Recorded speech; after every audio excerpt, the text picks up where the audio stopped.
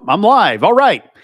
Hello, everyone, and welcome to the Captain pre-release stream. I really hope you can hear me because otherwise that intro is going to be real weird. I was trying not to wear my glasses because the stream light glares right into them like that, but I couldn't read your comments if I didn't. So that's going to make this a lot harder for me without the glasses on. So can everybody hear me okay? Let's see. Your notifications rang like a bell. That was the intention. Refresh page. Yes. Okay. Good. Hell yeah. Everybody sees me. All right. Great. So, as you have already seen in the preview to the captain, those of you that read it, I did use the term rang like a bell once. I also made another reference to that phrase later, but I didn't explicitly use it. So that's something else to look forward to. I did not overuse it this time. The meme communicated to me. The book sounds so good. Oh, thank you, Aaron. I hope you guys really do enjoy it. I've got my, in celebration, I have my bare wall adorned with a single poster of the captain. That's my one concession to to launch zone. Let's see. The meme rang like a bell. Yeah, that's right. So I was just going to talk to you guys for a few minutes while we have people trickling in. I just figured normally people aren't here like right exactly at 6. So I thought I'd sort of ramble on for a second and see if there's anything anybody wanted to know. So before we get started with whatever serious things we have to talk about, although honestly, I don't have a whole lot lined up. This is really, the glare is killing me. So I'm just going to put these on when I need them. I haven't done a live stream in a long time. So that was kind of I thought behind here as I was like, well, it's not Cradle. So normally for the pre-releases in Cradle, you have a lot of questions about previous entries, right? Well, the captain isn't out yet, so pretty much anything I can answer about the book would be a spoiler. But I haven't done a stream in a long time. I thought I'd catch up. So most of tonight is just going to be me kind of rambling, telling you about the last year, about my process writing Waybound and the Captain and The Last Horizon, and answering your questions. So while we're waiting to begin and while we're kind of waiting for people to trickle in, I just wanted to give people a little bit of buffer time in case someone's, 30 seconds late. We're going to try this. So we're going to try. Oh, what are you doing? The chat popped out here so that okay. You can read this better. No, you're taking away my bucket hat. Hi, everyone. Take the spare glasses away. Let's see. I mean, I can read them on the monitor. It just takes me. I have to do this. But this seems a little bit better. Okay, we'll see. Yeah, that looks good. Like it looks good. Sure. Okay. Yeah, that'll work. Great. You can take my spare glasses as well. I will take your spare glasses. We're a professional operation. Here are your main glasses if you end up needing them. Woo. Got it. All right, here we go. So, first question. Tell me when the Cradle Gotcha game comes out. That is coming out in any day now. You guys should keep your phones handy because the notification will ring like a bell, like Aaron said. I'm glad. So the Gotcha game is coming out anytime, and for only 20 Sacred Arts scales, which you can buy for 0.86 cents per scale, you can get a bundle and roll for your favorite characters. You can have Dross, Super Dross, Evil Dross, Emo Dross, which is a different character, Cheery Dross, Hopeful Dross. They're all Dross. It's just a Dross gotcha. Gotcha game, by the way, for those of you who are better than me, is a game in which you pay real money to randomly get JPEGs of your favorite characters. So it's complete waste. It's a money trap. Don't ask me how much money I've spent on them. Too much. Let's see. Is there any connection between Valen of Valenhall and Varric Valinar? Yes, their initials. Are scales now a cryptocurrency? 100%. Scales are NFTs. The entire time I was writing Cradle, I thought, what would be a good stand-in for an NFT? And I figured tokens made of magical energy. So I thought that would just be a good one-to-one correlation. What are NFTs? Tokens made of magical energy. So lines right up. How many books will The Last Horizon be? Oh, an actual question. The Last Horizon will be 6 books. There are 6 members in the crew of the ship The Last Horizon. And I intend for each book to be named after a crew member. So book 1 is the captain, named after the captain. And then book 2 and 3 and 4 will be the different roles of the ship. So the engineer, the pilot, and so on. How fun was it to write a new series? I'm gonna get into that, I promise. But I really did. One of the things that I liked, you asked how fun it was. So I really did enjoy writing in a space setting for once. So I don't get to use sci-fi words in my profession. So this time I got to say things like lasers and grenades and explosives I've used before in guns, but I got to use turrets and lasers and faster than light travel and plasma. I got to say FTL. It's just fun. It's just a neat thing. Will you marry me? I will not, but nice try. Try again later. Like the third time is always harder to say no. What is the name of the universe the captain is in? Spoiler. Are you attempting one release per year for the captain? No, I'm planning 2 books per year for the captain. My idea is that I'm going to keep up 2 books a year, my 2 books a year, my 2 book a year on average pace, and just continue that. And so right now, all I'm writing is The Last Horizon. I might end up doing one, but I might end up writing something else, like anything else that I might choose to do. I was about to say something bad. I was about to say something that was going to get me committed to a different series. I might try to just choose to write something else and alternate that with The Last Horizon. So, Traveler's Blade. What a good question you've asked that I didn't say. Any update on Traveler's Blade plans? What another good question that you're asking. Let me move on. Do the Abaddon have action figures or trading cards of the judges? Yes, they do. Those are hot. Actually, they have a gotcha game in the universe that you're trying to get Suriel. She's an SSR. I'm wondering, since your last stream, who would win a fight between Saitama and Fury? Saitama, always. Saitama's whole gimmick is that he can defeat anyone. So he has infinite strength and infinite growth rate. So Saitama is the answer against everyone and anyone. Why are your curtains so short? They're mini curtains. I don't know why. They're actually extremely long. We just have the camera angled down, so you're seeing only the bottom, and the curtains are way too long. As a matter of fact, I have the high arched vaulted ceilings like you would see in a cathedral. So if you'll picture that, I had a team of Sicilian painters come in, and they were on ladders for about a year. So there's a mosaic you can't see of me just pointing. Who would your next death match be between? Your next death match. I don't know. So I've thought of this, but I did the death matches before based on a game I did with the fans, like questions we asked. So what I would do is I would ask the fans. What were your, what are some death matches and then the most interesting pairings I would write into stories. But what I'd like to do, since I like to kind of give the universes equal treatment, is I would like to see some of my new series. I would like to see maybe a couple more Elder Empire people, although the Emperor already went. And he's the coolest one. So, I just like to mix it up a little bit. But it would also be cool to see some of the Cradle characters now that they're more powerful and have them match up against some other people. I think that'd be pretty neat, So let's see. Mikey from TMNT helped paint. Yeah. That's I got the Ninja Turtles in here. They were all painting up the ceiling, except for Donatello. He sculpted me. So new series getting bloopers. Yes, the new series does have bloopers. I don't intend to not do those. I mean, maybe if I wrote a book where the tone was super off and very serious, maybe I wouldn't do bloopers, but I can't imagine writing that. I don't think I would be very good at it, honestly. So yeah, bloopers for the foreseeable future. The captain has bloopers. As a matter of fact, most of the book is blue. I'm going to say it's probably 80% bloopers. It's just a big bloop. I would love to see a free-for-all match in which it's a match between all book main characters. There was on the Progression Fantasy subreddit, there was a question a few months ago that was which Progression Fantasy main character would win in a fight, and they were choosing all these matchups. And the problem is that that the answer was basically at that point Lyndon solos most of these universes.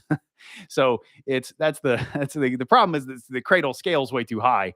So you either had to pull cultivation novels into this, in which case they are obliterating multiverses, or you had to change the rules. So then Andrew Rowe came up with this really awesome set of multifaceted rules about the power levels were limited, and you had different matches, and some of them where you could bring allies and some of them you could bring weapons. And it was honestly really cool. But so that happened a few years ago, and I thought that was kind of neat. It was kind of a inter-universal Progression Fantasy tournament. So the issue is that a lot of Lyndon's ability, so either if it's a straight up fight and you can just black flame somebody, Lyndon beats most people. And then if you can bring allies, so Dross, if you have a mind spirit in your head, Lyndon beats most everybody. But there are a lot of other cases where if you can't bring any allies, but you can bring a weapon, then Lyndon doesn't do real great because his weapons at the moment aren't super powerful. And this was before Dread God, and I think probably before Reaper. So we weren't dealing with some other things that he possesses in those books. All right. Let me see. New seer. Do the Abaddon place bets on fights like, say, Lyndon versus Malice? Suriel and Osriel do. So, yes. Let's see. EE has bloopers. Does EE have bloopers? Did I do bloopers in Elder Empire? Did I do bloopers? Are there really bloopers in Elder Empire? Did I? I don't remember. I honestly don't remember at all. Did I do bloopers in Kings and Killers? Jeremiah says Kings and Killers. Yes, Kings and Killers have bloopers, I guess. I don't remember those at all. That would actually be a funny thing for me to do, is now go through and read them, because I genuinely don't remember them. Will we get to hear more about the captain's other lives? Okay, actually, yeah. How long has it been? It's been 10 minutes. Great. So I figure most people are probably here now, so I can get into what I planned to talk about, which is basically this. So someone asked, let's see who it was. I'm having a hard time reading your name, but Maseyeevon. So I have no clue how to say that. Asked, will we get to hear more about the captain's other lives? And the answer is yes. And that helps me transition a little bit into my writing process for the captain. So I have a lot to say about that, and I don't have this in any particular order. So I'm just going to kind of go off the top of my head. So since you asked that, the answer is absolutely yes. That's actually a big part of the book. Not joking this time. When I said it was 80% bloopers, that was a joke, but this is not. You do get to hear a lot about his previous lives. And in fact, we're going to go further into that in future books as well. But what that brings up is that this book was initially very different. So this is the first book where I have really kind of changed vision on it a couple of times. And so this is the first time where I've written a first draft, and then I almost completely rewrote it the second time. Now I kept a lot of, I didn't completely scrap it and burn it to the ground and start totally over. But I wrote the first draft, and it just didn't work. Just not a lot worked. I really wasn't feeling the character. I wasn't feeling I didn't, there's the only thing I liked about it was the universe. I liked that it was in space and the magic was cool. There were a couple of the supporting characters I really liked, but I didn't know the main character very well. And I didn't feel that the book had cohered to the degree that I wanted. So I went through it again. And this is the first time I've ever done that, where I was really trying to change some fundamental stuff about the story. So one of the fundamental things I changed was, now, as you guys know from the description on the back of the book, the main character is taking memories from 6 effectively alternate possible lives, right? So effectively alternate universes. But before, they weren't alternate universes, they were clones. So they were actual, he was cloned by magic, and these other 6 versions of him as a baby, and the other 6 versions of him went out and grew up in different places in the galaxy, and then were drawn together by the effects of the spell fading, and would slowly merge into him one at a time. And so by the time we met up with him at the beginning of this book, he had already merged 6 of himself, and then there was a 7th one out there who was trying his own thing, and he was a villain. He was a bad guy, the 7th version of him. And I didn't like it. It was confusing. So it was this thing where we had all these different characters who grew up in different places. And so while you had the concept of them being from other universes and this being other sets of memories was a lot clearer, that communicated a lot more easily. But them being different people and having done different things and all this stuff, it was like, okay, what do we know about Varric that's true? Very little, because he's all these different people. So you didn't know a lot about the main character. You had to remember a lot of different things. You had to remember which life was which. You had to remember, and it was just a lot. So that was one problem. Another thing was, in that version of the story, because he was all these different people in this universe, he had not met everyone yet. So right now he knows a lot of these people and they don't know him. And I thought the idea of him having those memories and this being kind of an asynchronous relationship sort of thing, where he's very familiar with them and they're not very familiar with him, I thought that was a really cool relationship dynamic to play with. Plus I get to play with, it's a common trope right now, especially in web novels, for there to be reincarnator or regressor stories. So a reincarnator being someone who reincarnates into a new life, and a regressor being someone who gets to live their life over again. So this is a regressor type story where someone has reached the end of their story and now gets to try it again. But I get to do kind of a unique take on that. So I get to play with those tropes a little bit. And that appealed to me. But as a result, I had to rewrite almost every scene. So the main character's entire backstory and personality was different. How he knew other people was different. The subplots were all different. There was a major villain that was his seventh self that I had to write out. And that was just a big shift, big change. So yeah, the entire nature and really the premise of the book changed. There was also another thing that if you've read any of the samples, the book is in first person, meaning it's saying I did this, I did that. So it's first person from Varric's perspective. And initially I wrote the first, I don't know, 20 or 30% of the book, something like that, in third person, which is he did this, he did that, because that's what I've always done before. So it was written like the Cradle books are. And I didn't like it. I felt like this just really feels like it should be it just felt like it needed to be first person. I just kind of got that vibe. Plus, I'd never written a series in first person before. I've written short stories in first person. I've written segments in first person, but I've never written a whole novel in first person.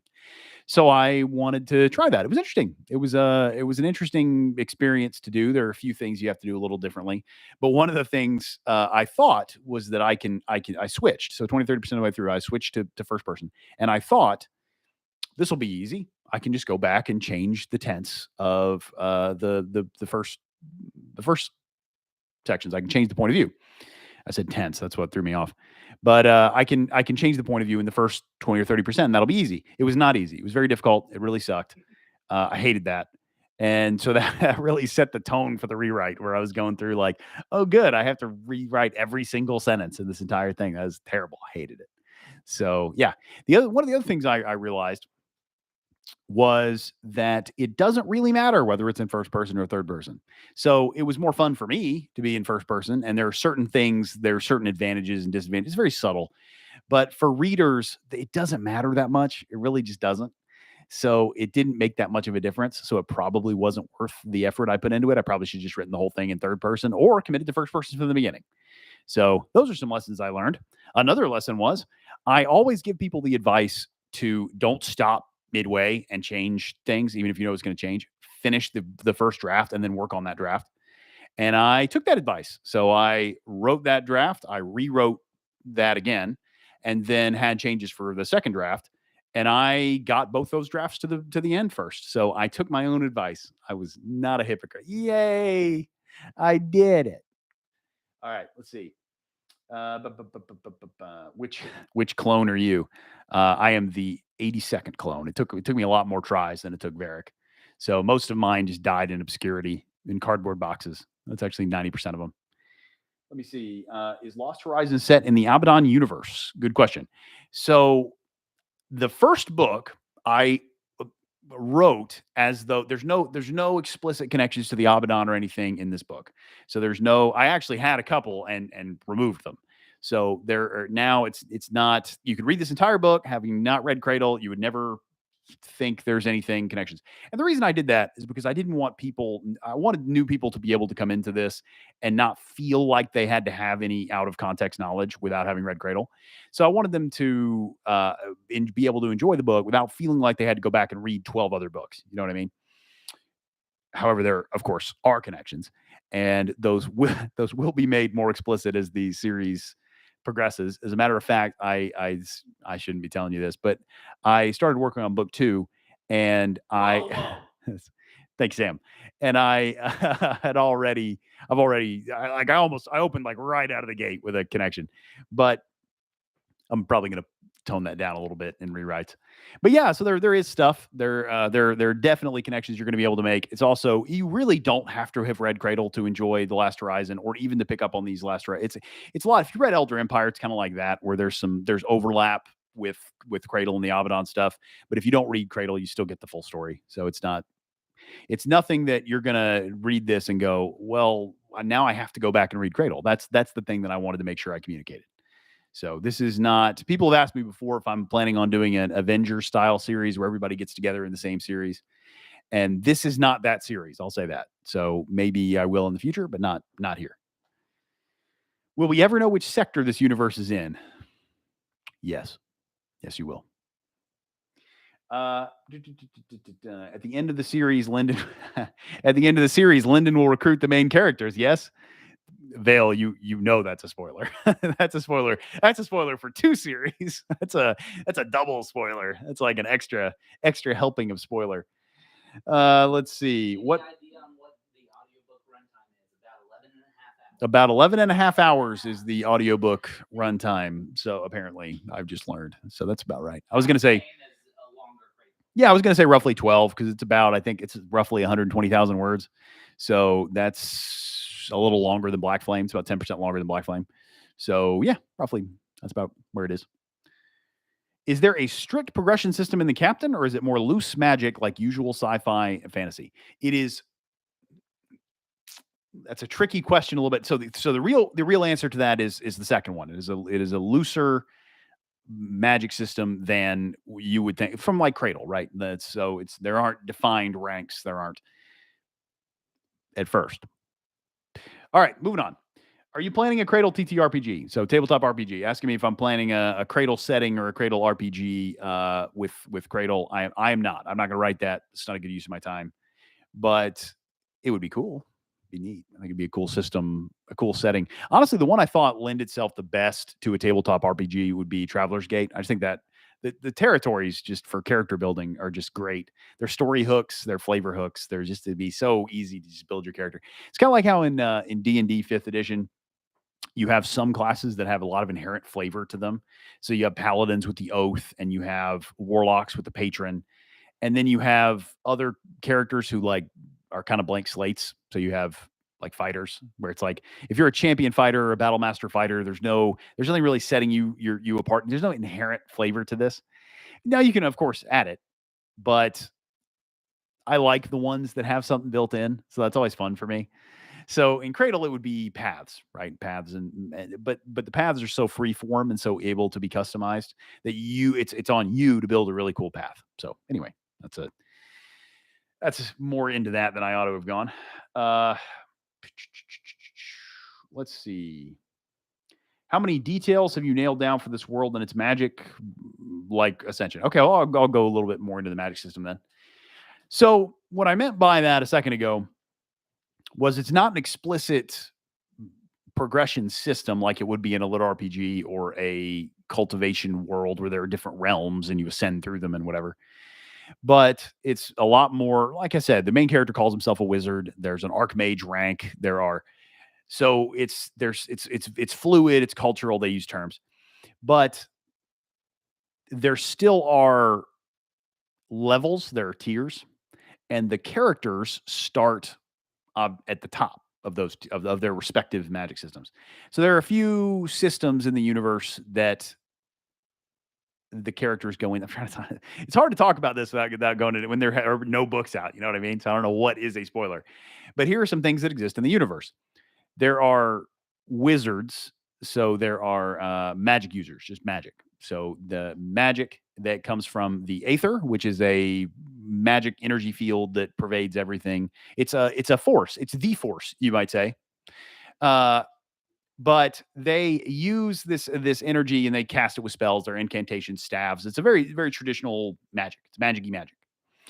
Then there are what are effectively weapon arts. So they are things, martial arts that you study that can be taken to transcendent heights. So it's a lot more like a Cradle type thing. So you can take your sword style or your whatever style to a level where you're cutting spaceships in half, right?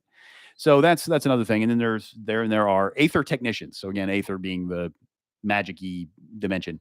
Then there are aether technicians, which are people who are gifted in, this is effectively the mad science. It's the super science. So anything that ignores or bypasses or bends the laws of physics, that is aether tech. And aether technicians are the ones that you have to be either born or awakened as an aether technician. So they're the ones that are inherent. The other two can be learned. So there are certain qualities that'll make you more talented in the use of magic or the use of these arts. But aether technicians are the ones that have to be born with it. So there are different classes of people, basically, and then there are different species. There are different intelligent species throughout the galaxy, and there are tiers when it comes to those different kinds of classes. I'm not calling them classes, but that's effectively what they are.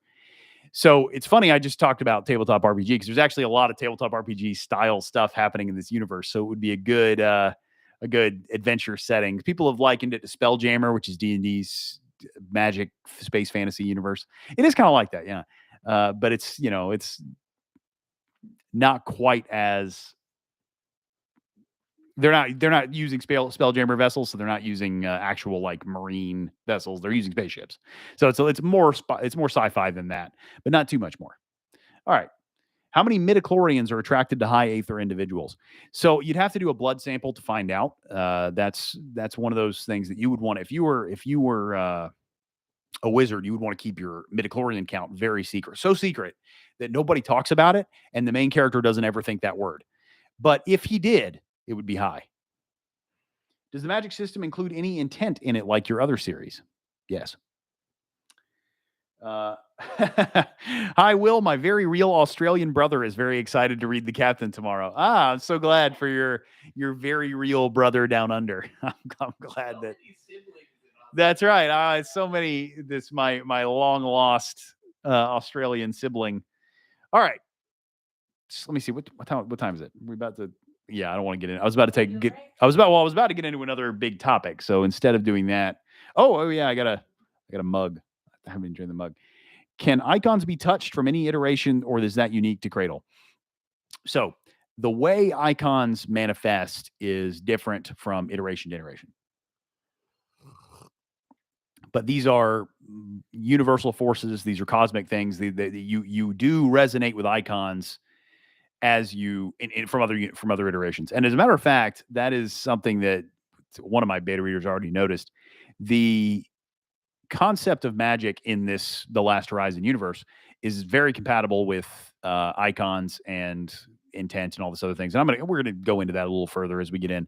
But I don't intend to go too much into like the crazy weirdo metaphysics of it. It's just it's off-putting to a lot of readers, and it's difficult. It becomes unmanageable. But I think if you read the whole thing, you'll definitely get some. If you've read Cradle and then you read this and you listen to things like this, you'll definitely start to see connections. This tea is really good, by the way, Rebecca. Say the name. Good. What is it? This tea is called the Elixir of Wisdom. I needed wisdom tonight. I also needed charisma, but we didn't have an elixir of that. All right. I like the super weird metaphysics portion. So do I. I really do. But it's a bell curve, right? So there are people who can tolerate an infinite amount of the weird conceptual metaphysics, and then there are people who just have zero tolerance for it whatsoever. And I'm trying to kind of hit that happy medium where I'm going, the people who want the metaphysics that's in there, like me, I like that stuff. But then the people where as soon as any sort of conceptual nonsense is mentioned, their eyes just glaze over. At the very least, it's not so long and in depth that they can't just hang in there and get the story. The story's coming back, I promise. So yeah, it's just, trying to find that balance is where I'm always at. Do you ever like to imagine other books you are reading as existing in the Willverse? Oh, that's fun. That's a great question. Lotus asked. Yeah, that was a good question. Lotus asked, do I ever imagine that other books I'm reading are taking place in the Willverse? So what that will help me do is get into a little bit of the creation of what you're calling the Willverse, which is a name I do like, by the way. So the Willverse idea came less from this shared universe, shared setting sort of thing, Avengers style multiverse sort of deal, and more from, it felt to me like these different magic systems were working on the same underlying principles. So when I was reading different books, either the magic systems didn't have rules, or they had rules that felt like they would be compatible with one another. So there were underlying principles that were conceptual of like, you're using fire magic and fire does what you would expect it to do, and other elements do what you expect it to do. And so there are symbols that are significant and that the intent of the person using them affects the magic. So I was like, that kind of feels like the sort of rules all magic operates on in modern fiction. So I was kind of trying to go, all right, well then, if you were to delve deeper into the fundamental laws of how magic itself is portrayed in fiction, what would those laws kind of look like? And that became willpower and intention and the icons. So that's sort of where all that came from. So yeah, that's kind of my thought. So when I'm reading other books, I don't really think they're taking place in an iteration. I think if there was someone from Cradle or from anywhere, any other fictional universe, how would they operate in this universe, and what principles would be in common? So that's how I think about it. All right, let's see. Did someone ask if I could have sworn someone just asked, will Varric have a jazzy hat? And the answer is that Varric has a jazzy hood. So there is no room on his head for a hat because the mantle is hooded.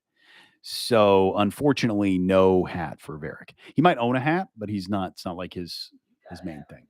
I do have a hat. I do. Yeah, well, hold on. I can't fit it on my head though. You can fit this one on your head if you want this All right. one. I can. Oh, that's true. Yeah, I'll do that. I'm gonna have to loosen this.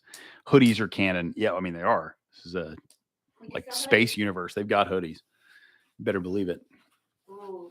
Oh yeah. Got that cap matching my shirt. Yeah. So this is the logo for the Last Horizon, the ship. So this is our little logo. It's got kind of a little 7-pointed star there, and the design sort of looks like the ship itself. It's cool. Yeah. Will, you are an inspiration to all indie authors. Oh, thank you, J.R. Carroll. Thank you. Appreciate that. All right. So whose turn is it now? Someone else? So I'm taking a break. Their turn. So when I come back, I'm going to talk a little more about my journey deciding on the captain and how I decided to write in that universe and how I developed it. And I will probably at some point, this may happen a little later, but I will get into what the last year looked like with writing Waybound and writing the captain at the same time. So that's upcoming. For now, here's Sam and Rebecca, I suspect, to talk to you about the Kickstarter because that is their neck of the woods. That's actually going to be our second slide break. out of the way. Yay! First, I'm going to try and switch because the setting somehow got changed, and I don't like how zoomed out this is. And so we're going to change it. For those of you who don't know, I'm Rebecca, and this is Sam, and we're Will's brother and sister, and also we work for him. So one day, maybe you too can work for your sibling. It's great. Living and working with your siblings. It's awesome. Nope, that's worse. Oh, I saw somebody say, Stephen Robinson, would you describe the logo for us blind viewers? Will describes it really well in the book. And Nope. If I were just to try to describe it verbally, I would not do as good of a job. So you'll find out in 2 days. It's very, very cool. If I were to describe it right now, you would not be picturing what it is. Here's another mug. The glare is not helping this happen. Go away, light. Look at it. It's so pretty. It says Valinar. Everything for everyone. Yeah. You're really rocking that bucket hat, Sam. Yeah. Now I have 2 buckets on my head. Yay. A lot of hair. Okay. So a couple things we want to talk to you first about launch details. We'll talk on the next break about some Kickstarter updates, but we just during the stream hit publish on the paperback for the captain. So that should go up in 4 to 12 hours. Amazon always says 48 to 72. It's never that long. It's 4 to 8 hours. So sometime tonight, the link will go up to purchase your paperback for the captain. Most people will hopefully be getting it Tuesday if you order it as soon as the link goes up. So that is the plan there. Yeah. And just, I'm going to post about this on Will's social medias and all tomorrow, but there is never a uniform release. We're always, Kindle has its rules for when the books should come out. Audible has its rules for when the audiobook should come out.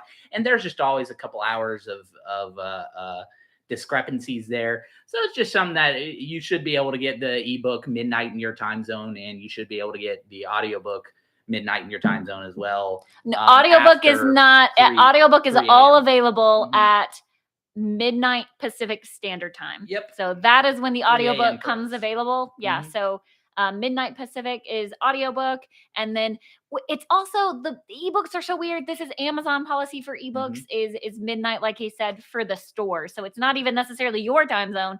It's time zone for your Amazon store. Or for all the honorary Australians. But it just never, it is never uniform, unfortunately. So we always do what we can to reach out to Amazon and stuff like that. But there's really not a ton we can do, unfortunately. And it will take usually a couple days for WhisperSync to start working correctly. So that will probably not be up in the first 24 or 48 hours. Yeah, but we're really, really looking forward to this. The pre-order has been great. And as a lot of you know, we decided to do a longer pre-order for this. We usually do 2 weeks.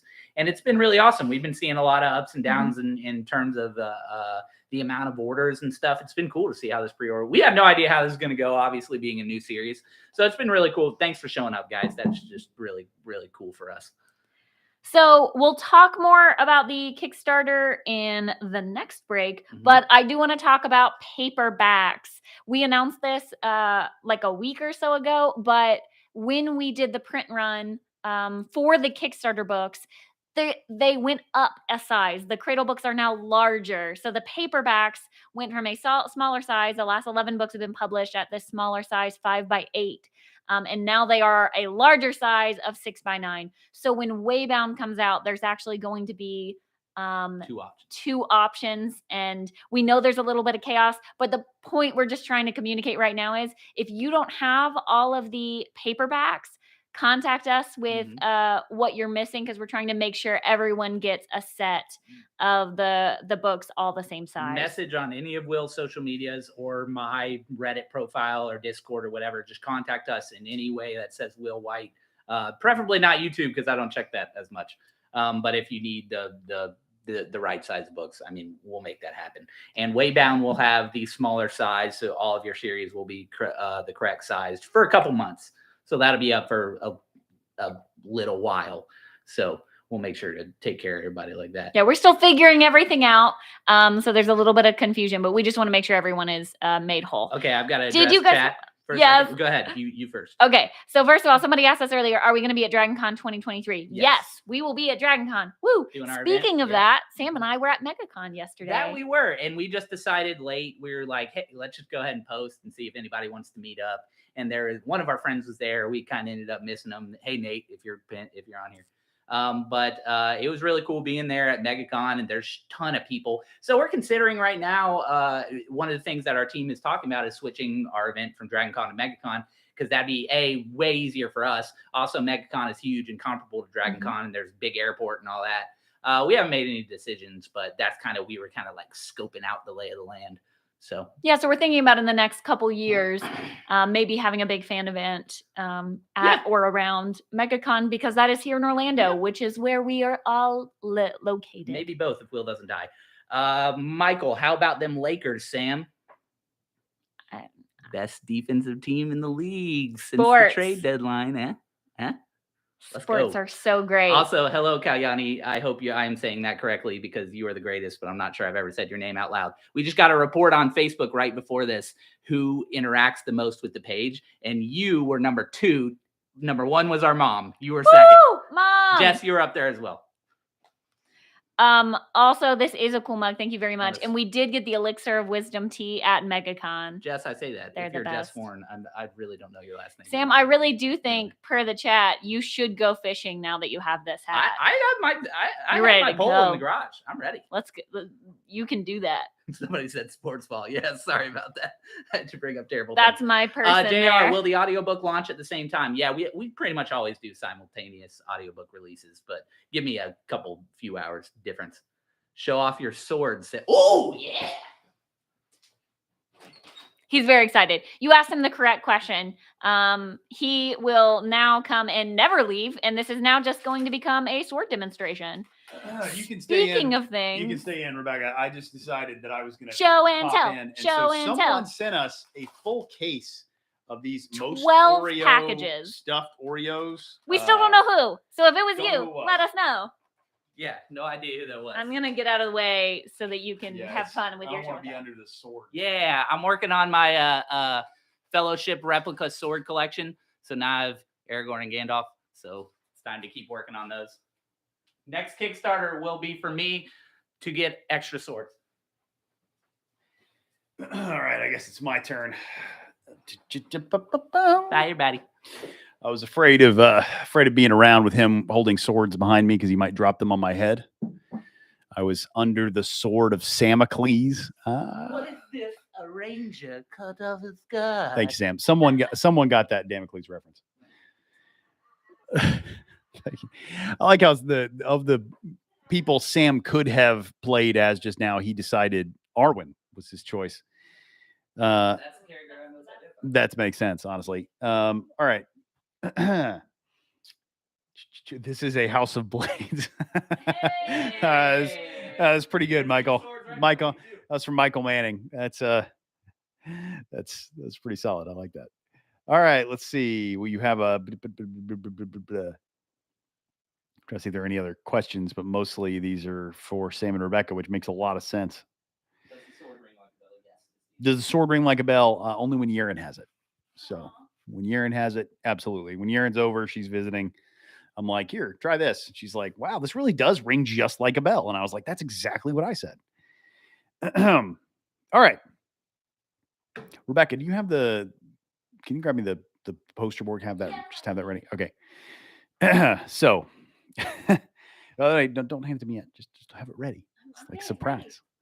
So, oh, hey, that's a question I'd like to answer. Have you seen the D&D movie yet? Yes, I have. I tweeted about it. I really liked it. It was, I think, the best possible translation to the screen of what a D&D game plays out like at the table. So it was fun. It was funny. You really got the sense that the characters knew each other and stuff.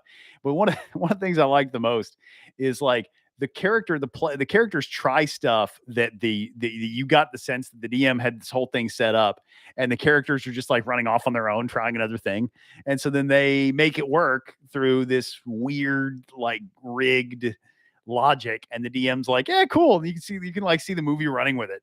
So it really just felt like the sort of thing that if you really took a AAA studio movie starring Chris Pine and you gave it like actual character arcs and you cleaned it up a little bit, but you were translating an actual D&D game to the screen, this is what it would look like. So it was pretty cool. It was also fantastic to see stuff from the actual Monster Manual and the Forgotten Realms.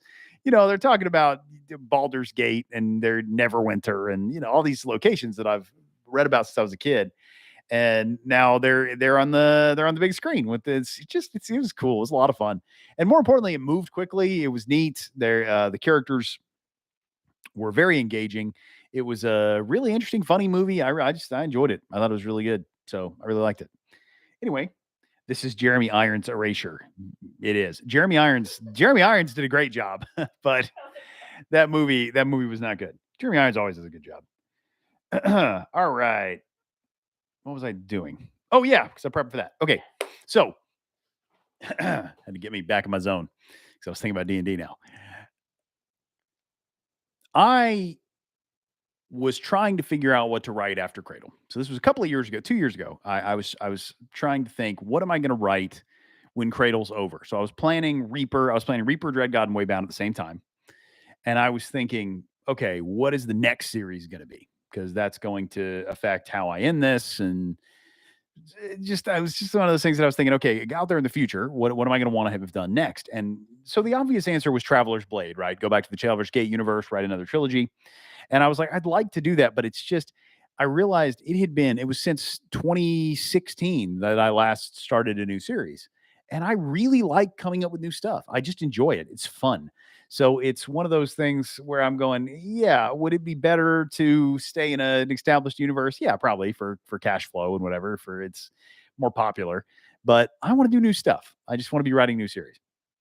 So I thought, okay, I want to do something that isn't as long as Cradle. Cradle is going to end up having, by the time it's finished, it will be 7 years, almost exactly, take 7 years of Cradle. And that is 8 years of my life because I started Unsold a year before. So for 8 years of my life, I've been working on Cradle. And that is just a lot. Cradle means a lot to me. It has been one that I've really enjoyed from beginning to end. But do I want every single series to take 8 years? No, I don't. So therefore I was like, okay, so I wanted something that was a little shorter, a little more self-contained. But then again, I don't read standalones. I only read series. So it needs to be a certain length or I'm not interested. And I was going, okay, what are the ideas that I want to see out there? Well, the problem with that was narrowing it down. I had way too many ideas. So the first few ideas were the kind of the ones obviously what I like to do is I like to take stuff that I've read and enjoyed and do my spin on it, right? That's what I just enjoy. That's what I like doing. So like Cradle is I love cultivation novels. I love these Chinese martial arts novels, and I wanted to do my take on it, and I did. So it was a lot of fun. So in this case, I was thinking, okay, what are some things? So one of them was lit RPG. It was a big idea I wanted to do. As I was like, I love video games and I love fantasy novels, and lit RPG is video game fantasy novels. So you would think those things go together like peanut butter and jelly. But I generally just don't like lit RPG very much. I just don't enjoy very many lit RPG novels, even though I feel like I should like them a lot. So that was one that I was like, I'm afraid of writing that genre because I might not understand what the fans of this genre really want. I might not have a good grasp on it because clearly it's very popular, but these people are enjoying novels that I do not enjoy. So obviously I'm missing something. I'm the one who's out of the loop here. So I didn't want to do my take on it with something that people might not. I might be the only one who likes this, right? So didn't want to do that. I thought of a few other things like that, like a Magic Academy novel was a big one I wanted to do because, everybody's written one except me and it'd just be fun. There were tower climbing, dungeon delving, all the stuff that you read, but I'm like, I wanted to do my version of it. Just, and even you mentioned D&D. So, one of the things that I've been passionate about is there are not a lot of people that, weirdly enough, there are not a lot of people that just do a straight up normal fantasy novel anymore. Just a regular, straight up Tolkien-esque elves, dwarves, dragons, all this stuff that you don't read that a lot anymore. It's got to have a twist. It's always a twist. There's always like a twist to it. And I'm going, I don't know. I haven't read a standard fantasy novel in many years. So I thought that'd be kind of cool to write. But all those things aside, one of the ones that I've always wanted to see, I love sci-fi. But one of my problems with sci-fi tends to take itself very seriously. So some of my favorite sci-fi are the softer stuff. So Star Wars is the obvious example, but there's a lot of people you don't think of superheroes as sci-fi, but they're usually sci-fi universes. And they have magic and they have all these things. And what I've always wanted to see is there's no reason why a fantasy novel shouldn't have space level technology. And then I can do this fun sci-fi stuff, but it doesn't have to take itself quite so seriously. And then you don't have people going, well, this yield of fuel could never get you that many light years on the, and I'm like, I don't care, man. I genuinely don't. So I get to do both of those. I get to have both a a soft sci-fi universe and a fantasy setting with tech. And I also just thought, boy, it's so cool when you can have dragons and spaceships, and you can say wands and blasters, and you can have, proton bombs, and I know, right? Hey, you could do all the fun ones. So that was something I just thought that would be neat. And the other thing is, it's a concept everybody's aware of. These are things that everybody's kind of read. I mean, everybody's seen Star Wars and Warhammer 40K, very popular. I mean, those got 1 million books. And yet the ones that are the most popular tend to be sci-fi with a touch of fantasy. So you have Star Wars that has the Force, and then you have Warhammer that has the warp and all that stuff. But it's mostly sci-fi. So the Warhammer is a military setting, and Star Wars is it effectively is a fantasy universe, but it's mostly sci-fi. So I wanted to do one that was mostly fantasy but in space. And again, not the first person with that idea. But far from it. I thought it was one of those things that people are aware of, but not a lot of people are writing in. And it was something that I would really love to read. I just want to read more stuff where there are wizards in space. So I said, okay, I'm going to do it. So I got to get together and think about what are some things that I wanted in a space fantasy universe. I see that there is a discussion about stats going on in the chat, and that is really grabbing my attention because that is I could easily get off on that. I could easily get off track. I not want him to go down that rabbit hole. It would take forever. It'd be all night. I wouldn't leave. So I'd be on here. So we're talking about the difference between lit RPG and like what is and isn't lit RPG. And so one of the defining features is, do the characters have like stats and skills and stuff like you would see in a video game? But I love stuff that has stats and skills like a video game, but it's not a video game. It's in a real world. The stuff I don't like is when they're in a video game and then you kind of pretend like there are stakes, but there definitely aren't. Or the game is designed so that you can't die, because if you die, you get kicked out of the game or they delete your account or whatever. Who would design a game like that? That'd be a terrible game. That's a game that incentivizes you to not play it. You want people to be playing it as much as possible. Anyway, so that I guess. Anyway. I'm the second worst person to get started talking about that. The worst person is Andrew Rowe, because he has very, very strong. You should ask him about it. He has very strong opinions on game design because he comes from a background in actual game design. So the person you really should ask about with the stats thing is Andrew. So tell him I sent you, because he has strong opinions on stats and game design in the RPG. So, I have this. You see this? It's a little poster board. It's kind of a fill out trifold poster board. And this is, I have used this twice. So I've used this setup 2 times.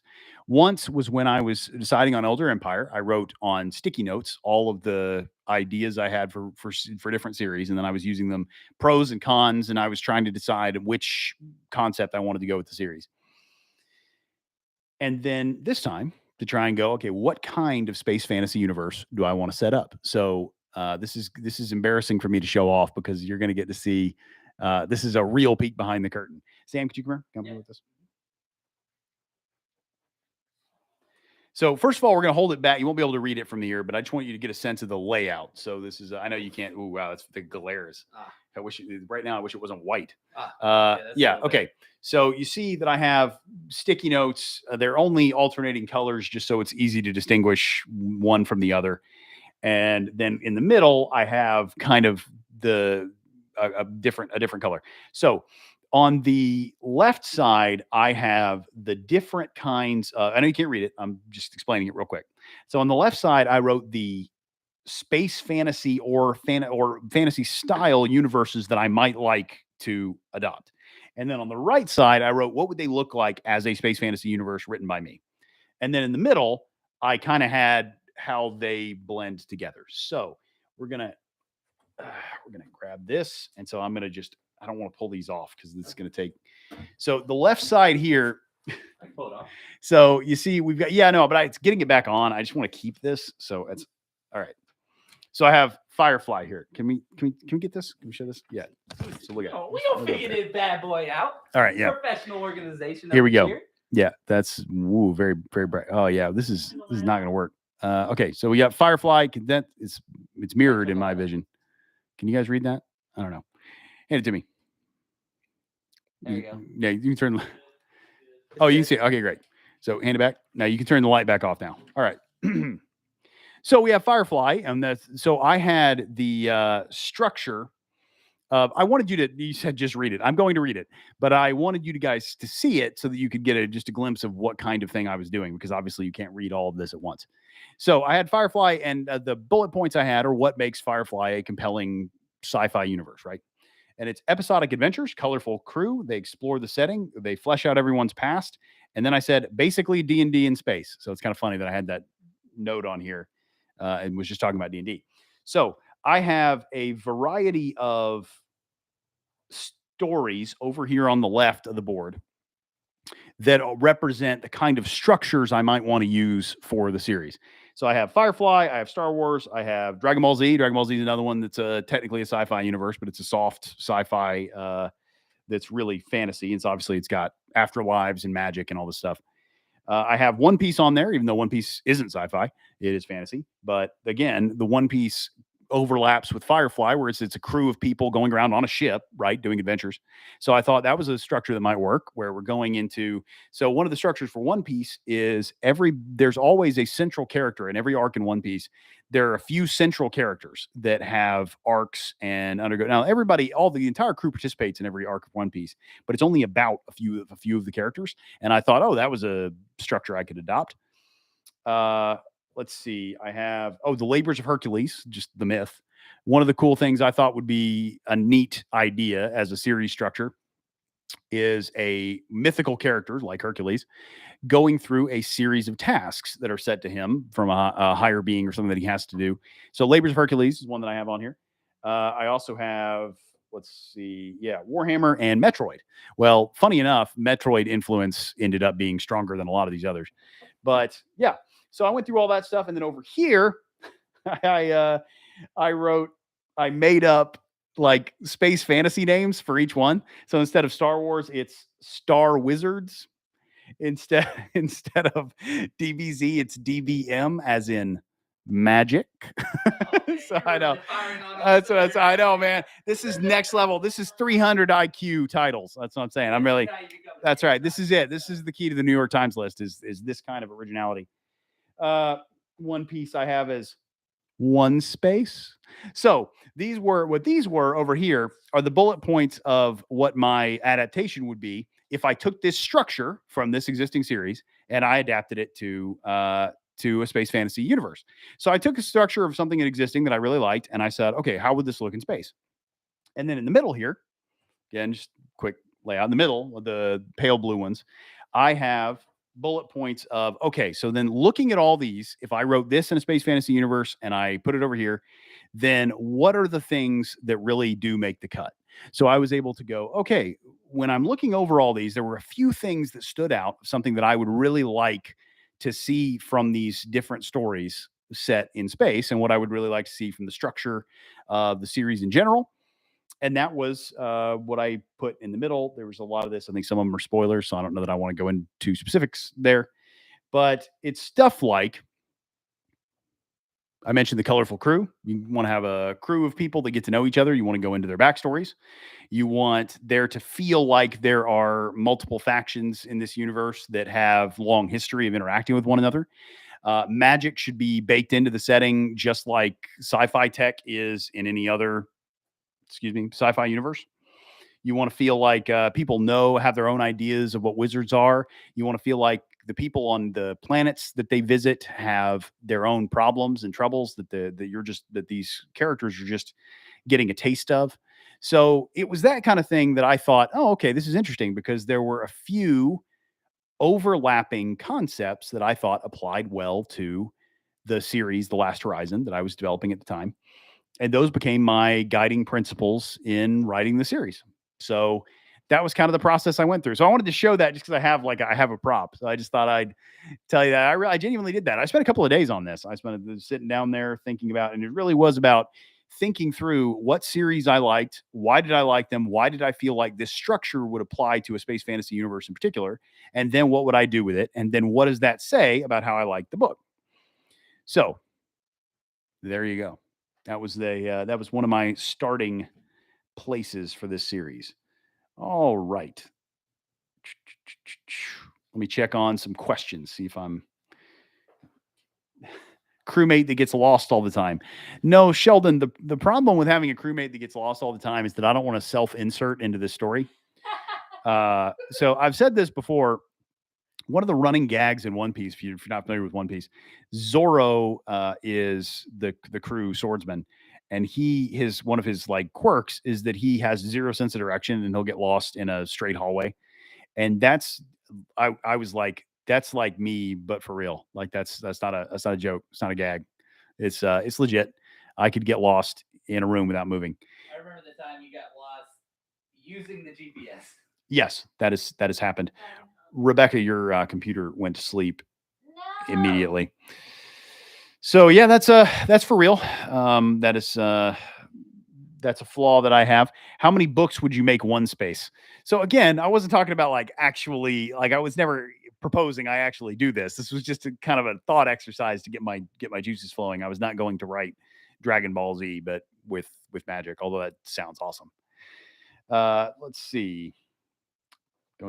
Is the point of view going to be different between the books? No, it is not. So this is a first-person series, and it is going to be a first-person series following Varric, who is the captain the entire time.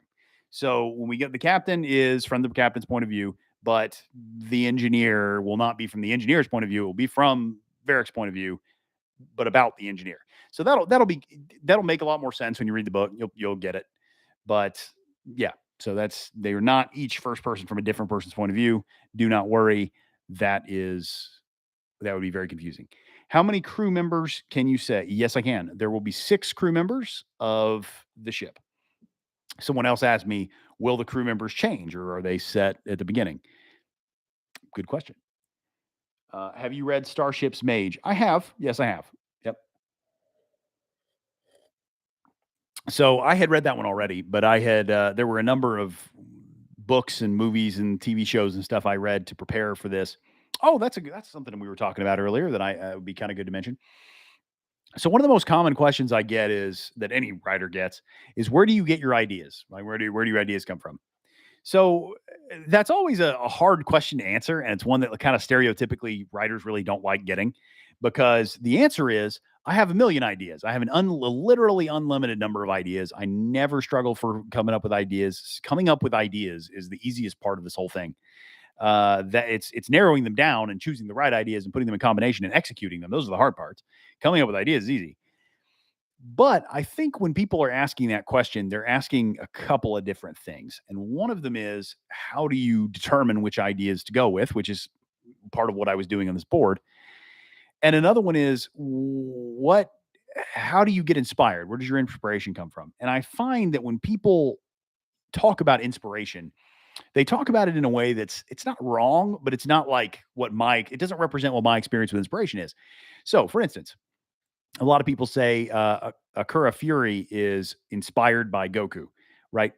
Well, no, he pretty much just is Goku. The character is just the same type of character. He's the same kind of guy. So it's like I wasn't like Goku. I'm like, I'm inspired to create this dude. I was like, look, I'm making a guy that's effectively Goku anyway. He's already a muscular fighting guy who's kind of innocent but super strong, and he's eating a lot and all this stuff. So he's Goku. So I might as well lean into it. So I leaned into it and made him very Goku. I wasn't inspired by that. That was just something where I knew what the character was like. So I had to find a way to express it. So I expressed him similar to how Goku is expressed.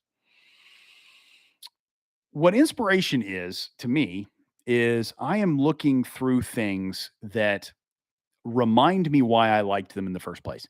So there was something about these sci-fi stories. There's something about Star Wars. There's something about everything I have on this board, Warhammer. There's something about Metroid. There's something about Cowboy Bebop. There's something about Gundam. There's something about all these things that I can hear you guys, by the way. It's out there laughing. You're supposed to not be making noise. I know, but look at this. If you're watching on full screen, there's a little hidden gnome logo on the bottom right. Oh, nice. Yeah, I don't know who did that. it's hidden. Yeah, of course it was. I knew who it was. So lost my train of thought. So there's something about all these things that got me to love them in the first place. So what I do is I go and I watch these things and I read these things and I try to recapture the feeling of why did I love these things to begin with. So I try to recapture that feeling and go, all right, so that's what inspiration is to me. Inspiration is it gives me the feeling I want. And this feeling inspires me to go give that feeling to others. So then I go, okay, now how do I give that feeling? How did they do it? And then how do I want to do it? And so sometimes that means, okay, they did it in this way. And so I'm going to do it in that way. And other times it means they did it a certain way and I want to do it a different way. So when I was writing Unsold, for instance, which is very clearly inspired by Chinese and Korean, primarily, cultivation novels, I was like, what is this feeling that I like from these cultivation novels? How did they give it to me? And then why does that not connect with other people? And there were a few things I found that I thought didn't work as well for a modern Western audience than they do. That they didn't work as well for that audience. So I was going, okay, if I want my friends to enjoy this, and I want other people in America to enjoy this kind of thing, like I do, I already enjoyed these. Then how would I do that? Well, I would have to do it a little differently than they do. So for one of them is almost every cultivation novel assumes that you have a working knowledge of Taoism and Taoist myth. Well, most people that I know don't.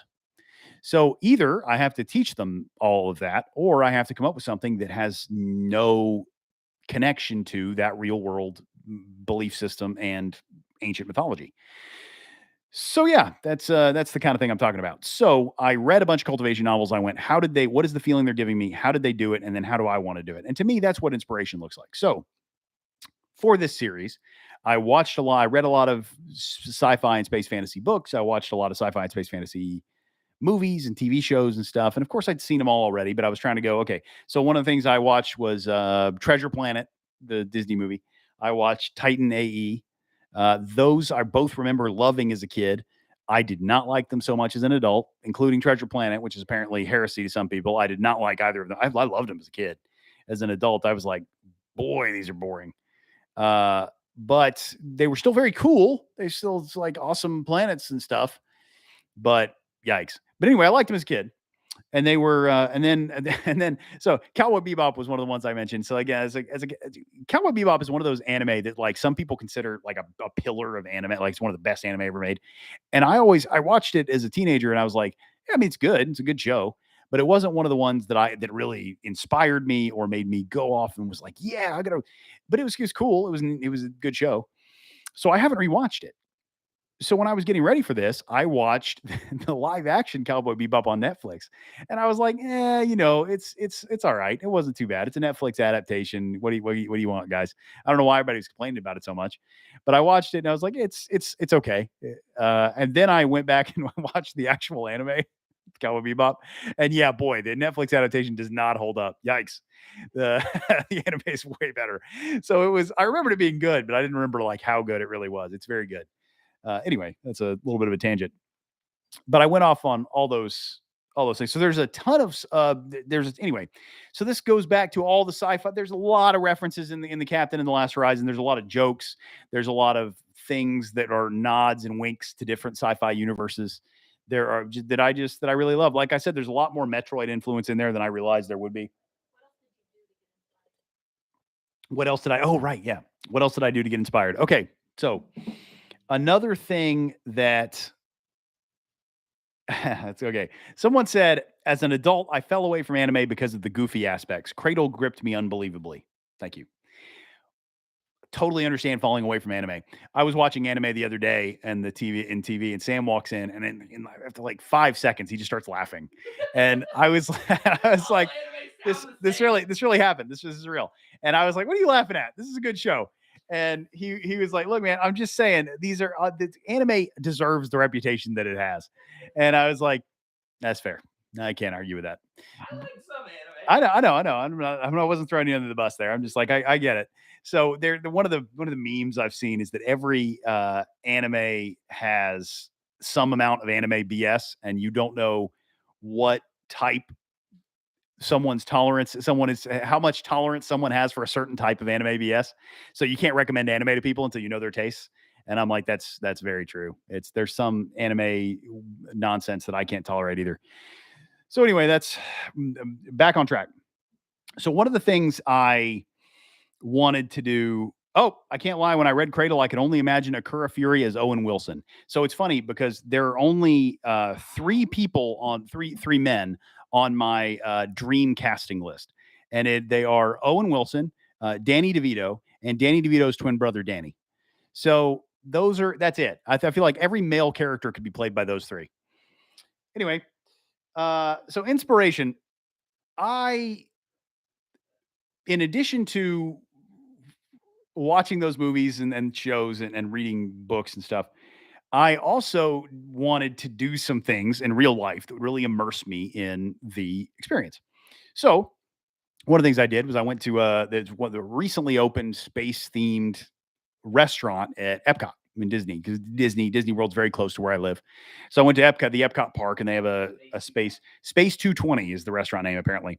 So it's a restaurant where the theme is like there's a space elevator up to a space station, and you get to go up this space elevator and look out, and you can see Earth from orbit, and you can see satellites going by, and it's all themed like astronaut food, and it was cool. It was a lot of fun. So that was a neat thing I did. But more importantly, I did the Star Wars Galactic Star Cruiser. So what Galactic Star Cruiser is, it was pitched a few years ago as kind of what people were thinking of it as is kind of like a Star Wars themed hotel, right? And that's sort of what I thought it was. Rebecca was working for Disney while it was being developed. So she was getting really, really excited about it, but I didn't fully understand why, because I'm going, well, Star Wars themed hotel, I'm in. I want to stay. I don't care what it costs, whatever. But as it was unfolding, it became clear that this was more like a cruise. It was a 2-day experience that you would go into and you wouldn't leave. You're staying in there, and they would go into the Galaxy's Edge park at Hollywood Studios and do the and like you were going to a planet, right? So the whole thing was supposed to be this idea that you were on a galactic star cruise. So you were on a cruise in space in the Star Wars universe. So I had Rebecca book it. Excuse me. And we ended up being on the second cruise they ever did. So they were doing, it was like the second, third day they were operating. And our family did it, and we were going through it, and I could not believe how awesome it was. It was so cool. And what it really was, more than anything, more than a hotel, it's like a 2-day, almost like dinner theater murder mystery kind of thing, but for 2 straight days. And you are in the Star Wars universe, man. You're in it. So you look out the window of your room. It's a viewport, and you hit it and you open it up, and you're in orbit of Coruscant, man. Like that's where you are. You're looking out, and it's like, oh, there's stars, there's ships flying by. That was an X-wing. Yep. It's so cool. It is. You're walking down the hallway, and everything is themed. Everybody's in character. Everybody works for the hotel. You were on the Star Cruiser. You were for this cruise. You were for the Chandrillan Star Lines.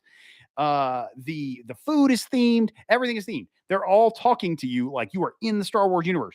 So what I didn't realize is, my gosh, this feels like you are in Star Wars for 2 straight days. It was the coolest thing in the world. I really loved it. So there were no cracks, no seams, no breaks. You're in that. It's the closest thing you can get to like spending 2 days in Star Wars. Really loved it. So we did that. And then I was like, well, we're definitely doing the space fantasy thing, because now I feel it. I could feel being in that universe. And we ended up, after the Kickstarter, the one thing we did as like a group celebration at Hidden Gnome was we spent some of our Kickstarter money to take Hidden Gnome to do the one full Hidden Gnome get together thing we've ever done. And we did Star Cruiser together for 2 days. All the employees of Hidden Gnome, including some of their families, including some people that we'd never met. So a lot of Hidden Gnome is, again, it's remotely. Hidden Gnome Publishing is remote. So we hadn't met some of their family members. And so we got all come together and spend time together at Star Cruiser. And it was great. It was really, we had a great time. So that was one of the things we did that was a huge inspiration. It just felt really good. And it was how much just being in the world was such a treat. It was so fun and really enjoyed it. Just had a great time. Highly recommend. It is expensive. It sounds expensive. It is. Yeah, just it's expensive. But if that sounds appealing to you, you get your money's worth out of it, man, because it is just very, very cool. So anyway, I think you guys were signaling to me that it's about time to slide off. Let me put my glasses on so I can see your comments. All right. Cradle gripped me because it feels like an anime in book form. I legit imagine a good portion of the series in DBZ and other anime art style. That is very accurate. That is I know I talk about the cultivation novels that formed the basis and the inspiration for Cradle's magic system and world. But most of my inspiration comes from anime and manga. That's a lot of it for the style and the progression and the characters and how they interact. And I just really, really love anime and manga. All right. Danny DeVito as Mu Inkai, and I was thinking Danny DeVito as Mu Inkai, Lyndon, Ethan with a long blonde wig, Orthos, voice of Orthos, Little Blue, probably. I think he could do that. He's got a lot of range.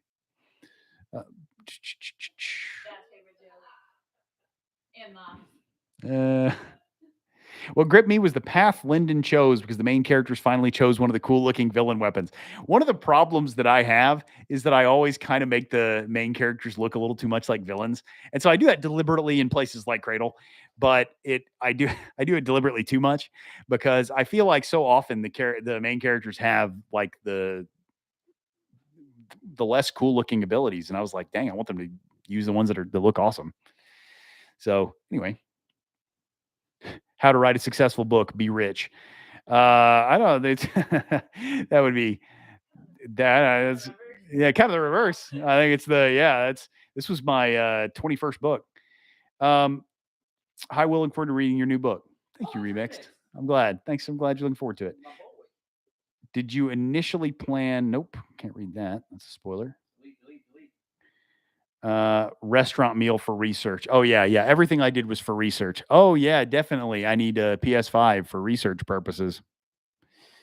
Akura Fury has red hair in my head, and I'll die thinking that. I'm sorry, he doesn't have red hair. I'm sorry. Let's see what else. Scroll up. Someone said kill or save the animals. I don't know what the context is for that, but kill or save the animals. I really hope that someone doesn't have to, I'm picturing somebody just like with a pistol cocked to like a squirrel's head and is just like, should I kill or save this animal? Its life is in your hands. That's what I'm picturing right now. All right. Well, not too many other questions. So, all right. Slide now. Can you talk about anti-magic? What do you think makes good counterplay in a magic system? Oh, that's a good question. So I think counterplay is what matters. So counterplay is you want there to be ways to counter anything a magic system can do. So if you think about it in any sort of real terms, there can't be one ability that just works, that's just unchallenged, that just wins the fight, because there's no if narratively there's no conflict there, but there's also realistically, how would that world work? Like if there's no counter to this, there's always something. There's always some way of defeating this or avoiding it or mitigating it or something. But what I think people do too often is anti-magic. So that is magic that just negates all magic. And that is so boring. It's just so boring. So one of the things that it reminds me of is the Sword of Truth series by Terry Goodkind. There's the way he does that is there's additive magic and subtractive magic, because those are the two sides of magic. So you got a yin and yang thing going on, and subtractive magic ends up like being part of the underworld and part of this whole system. But the point is, subtractive magic does one thing: it deletes, it removes. Additive magic does literally everything else. So it's like, oh, okay, so you have cool magic and evil magic, and it's like the evil magic is super boring. So it's like, okay, if you want to delete something, use subtractive. You want to do anything else, it's additive. So that's always weird to me. And then he always has this thing of like, you have to combine both halves in order to do anything cool. But I'm like, do you really? Because you kind of just need the one half. So to me, I think one of the systems that does counter magic the best is Wheel of Time. I think Wheel of Time does a great job at counter magic because there are ways to interfere with spells as they're being cast. There are ways to interfere with a magic user's ability to use magic and the relationship to the source of that magic. There's a way to sense spells being used. There's a way to counter it. There's a way to mitigate it. There's a way to suppress it. And you're always kind of working it. But each one of these techniques has its own weaknesses and restrictions. And it's actually really cool. It's a neat little interplay. I thought that was one of the ones I liked the most. So yeah, I don't think I've ever been asked about counter magic before. That was a good question. Who asked that? Was that, I can't say it. Joe Bob Miner. Thank you for the question, Joe Bob. I assume I pronounced your name correctly. All right, I'm heading out. Ha! And I'm going to take this drink. Okay, we are going to talk a little bit about Kickstarter. So first of all, we are planning the second Kickstarter. I know that was like the number one question I was seeing in the chat. We have not picked a time for it yet, but we're thinking late summer, fall. Part of it is this Kickstarter took us a year to fulfill. We want that timeline to be drastically reduced, which a lot of it will be just from the fact that it's our first time doing a Kickstarter. It was our first time doing a print run. The entire print and paper industry was incredibly backed up. So there were a lot of delays that were from the fact that we'd never done it before, from just the industry, and from having to pick things for the whole series. Like for those of you who got your books, they're each a different color. Well, we had to pick color samples that had enough variety for our 12 book series. And so we had to kind of think through what everything would be. And we made a few switches based off feedback. Yeah. Like Black Flame was initially yellow because that's what the cover is yellow, but just Black Flame being yellow. The yellow looked kind of mustardy. I thought it looked great. I really liked the yellow, but the black just looks better, I think. So we just intentionally took way longer on this one than we could have pushed this out a few months earlier. But stuff like we wanted to get the page thickness, the paper thickness down in our first two versions. First version. First version? Oh, I thought It we was did it was twice. very thin. It was super And so see-through we paper. we were like, we need to getting heavier paper. copies, and we were like, nah, let's change it. And so we knew it has been really, really the patience that the community has shown over the last year has just been incredible, because I just constantly had this feeling in the back of my mind, like, it's gonna be another month. It's gonna be another month. And people were, for the most part, really cool waiting, which is great. And we are determined to not have that long of a wait again. So take a long time the first time, you won't have to do it again, hopefully. But things like the material and the paper thickness, they're already selected. So we are good to go. Also, someone said, they're so good. Pat yourselves on the back. Oh, yay. Yay. Thanks, We guys. love them, and we're so excited you guys have been enjoying them. We think let's make they another feel 750K and look like great. that. You absolutely will be able to get the first 3 books in the future Kickstarters. They won't be, the previous books won't be signed. So that's what will be exclusive to each Kickstarter. That's your opportunity to get the signed and numbered But we're going to versions. run 4 Kickstarters, 3 books each, 3 books at a time. And you'll be able to get the books that you missed on every Kickstarter. Yeah, we're still planning on doing 3 at a time for 2 reasons. One is it's a huge financial cost. Yeah, it's a lot of money. So if we were trying to do the rest of them at once, that's just a lot of money to ask people to spend at one time. And then the other is just it's already logistically, a challenge to mail out most people's package of 3 large heavy books, and to do 9 gets drastically more expensive. So and we are shout out to Robin and Jane Sullivan, who've been fulfilling our Kickstarter. They've been doing just a great job. Yeah, so we partner with them, as most of you know, to kind of set up our Kickstarter, because they're the ones who have a ton of experience with it, and they now have their own warehousing space and are the ones fulfilling it. So they're basically like 90% fulfilled, which means they have shipped most of them. Doesn't mean you've necessarily received them, but most of the international orders have now been shipped. And I just want to say, if you have any damage on your books, yeah, let us know. Please contact us on the message on the Kickstarter or to the Sullivan's email. There's just any way you want to contact us, but through the Kickstarter, we will be replacing any damaged books that you have. So the plan is still they're going to finish fulfilling these final orders, and then everyone who's contacted them about damages, then those are going to get replaced. So they do have a process for that. We will be paying for postage. You will not have to pay for that. So that will be done there. And if you're missing anything damage, please contact us. We'll make you whole on that. And then I saw a question, will the last 3 Cradle books be in a collection? I think you're referring to the collections that we have for like the ebooks. And yeah, we're going to finish out the series in a collection for sure. Yeah. So yeah, the Sullivans really are fantastic. Superstars. Big thanks to them for everything they've done. I do want to answer some of the common questions we get about those. One of them is, while they are numbered, we will not be matching numbers through each Kickstarter. That would take us twice as long. Yeah, so that's not going to happen. Incredibly difficult. So you're going to get, your books will match for this Kickstarter. So you got Unsold Ultimate Black Flame. Those should be the same numbers. That will be true in each of the consecutive Kickstarters. They just won't match Kickstarter to Kickstarter. Any release date ETA on that collection? Yeah, when Waybound comes out, sometime after that. Which is that. June 6th, by the way, right? June 6th. Oh, speaking of that. Yeah. Yeah. Okay. So we haven't announced this anywhere, but it's been cool having a longer pre-order for the Captain. So tomorrow morning sometime, we're going to put Waybound up to pre-order. So there will be a really long Waybound pre-order.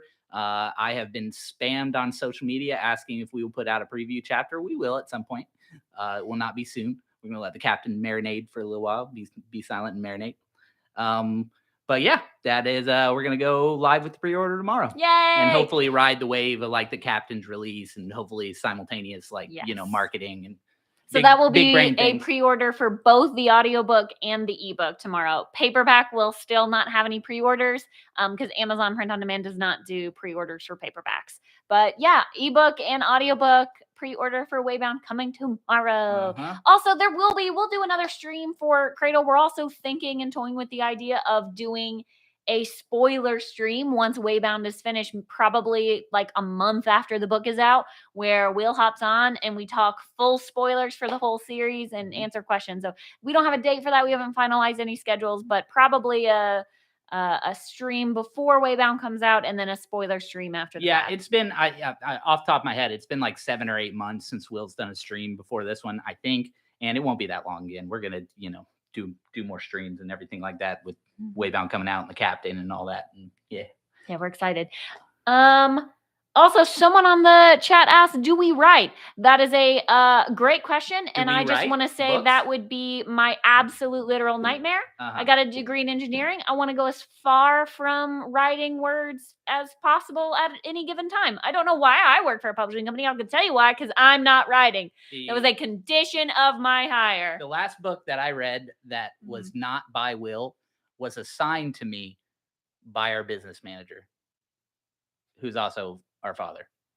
I'm his manager. That's He's how the much I director read. of publishing. I don't care Job about your titles for the win. Yeah, there you go. Oh, hey, different shirt. Hey, Will. I do like to read. Just Don't not let write. them lie to you. They actually they write way more than I do. So they're just waiting to launch their new series. Sam's genre is going to be Harlequin romance. Yeah, obviously. yeah. I already cornered the erotica with Dread God, so he's just following in my steps. Probing that won't happen again. And then Rebecca's are very, very dry technical journals. Yes. That's where she's going. That is the Rebecca's most future. accurate thing of the things I've written. closest. So Yeah, That's- yeah, indeed. technical All right. papers All and right. email. My turn. Bye, guys. Bye. We were probably supposed to talk about something else. Sam, you've hurt your neck. Maybe not scoot. Maybe stand and walk. Yeah, whatever. Ugh, I'm back. Oh, I left my glasses out there. Can somebody give me my glasses? Yes. All right. Oh, yeah. Hey, I forgot. I have a, this is my favorite of the new shirts for the Beware the Iron Legion. It's like a warning poster for the Iron Legion. Yeah. I don't know. I like this. That's my favorite one. So, Everything is available. oh, All right. of the merch is available on the Will White store. yes, the all mugs of the merch is and available. The shirts and The book you haven't hats, read yet. They're all available. There you go. Very glasses. Maybe wait until you've read the book. All right. Or don't. So, so I've had a couple of questions I saw when I was reading through the comments on the break just now. One of them was, Will, you mentioned anime and manga. What about Korean manhwa and webtoons? Yeah, I think I mentioned a few minutes ago that I didn't advertise this too much, but Korean novels were just as much an inspiration for Cradle and my other stuff as Chinese novels were, even though you wouldn't necessarily know it. But I read just as much Korean stuff as I do Japanese and Chinese stuff. Maybe more sometimes. Like the Korean webtoons, man, some of them are really good. So yeah, I was in a conversation earlier today with Bryce O'Connor, as a matter of fact, about the upcoming solo leveling anime. So I'm excited about that. So really hoping it was. They said they were making a big announcement in March, so I got that confused and thought the anime was coming out in March, and I was wrong, and so I was very disappointed. But anyway, then I also got a question from Jordan Olson, who I'm pretty sure is just is one of the Olsen triplets. And Jordan asked if there was going to be a cook on the ship, The Last Horizon, and if there was going to be a cook, was I going to kill him off? And the answer is yes, there will be a cook on the ship. I am absolutely going to kill him. That's a free spoiler for all you guys. The cook is going to die, and it's just because I have a grudge against chefs. Just anyone who cooks professionally, I have a distaste for them. I think distaste. So I'm going to kill them off in fiction as often as possible. Hi, Fel. How's it going? So apparently I just said too soon. All right. What else? What was the other thing I was going to talk? Oh yeah. And so I also forgot in terms of my, my inspirations. One of the other things that I did for inspiration was I went to Kennedy Space Center. So that's only an hour away from here. Kennedy Space Center is, I don't know, maybe less than an hour, but it wasn't long. And when I went there, and I remember I'd been there as a kid, but I hadn't been there as an adult. So I remembered it being like kind of cool. It's like they've got real space shuttles and old equipment and stuff. So it was neat, but it was like a kind of an outdoor museum kind of thing. So it was like, yeah, it was cool.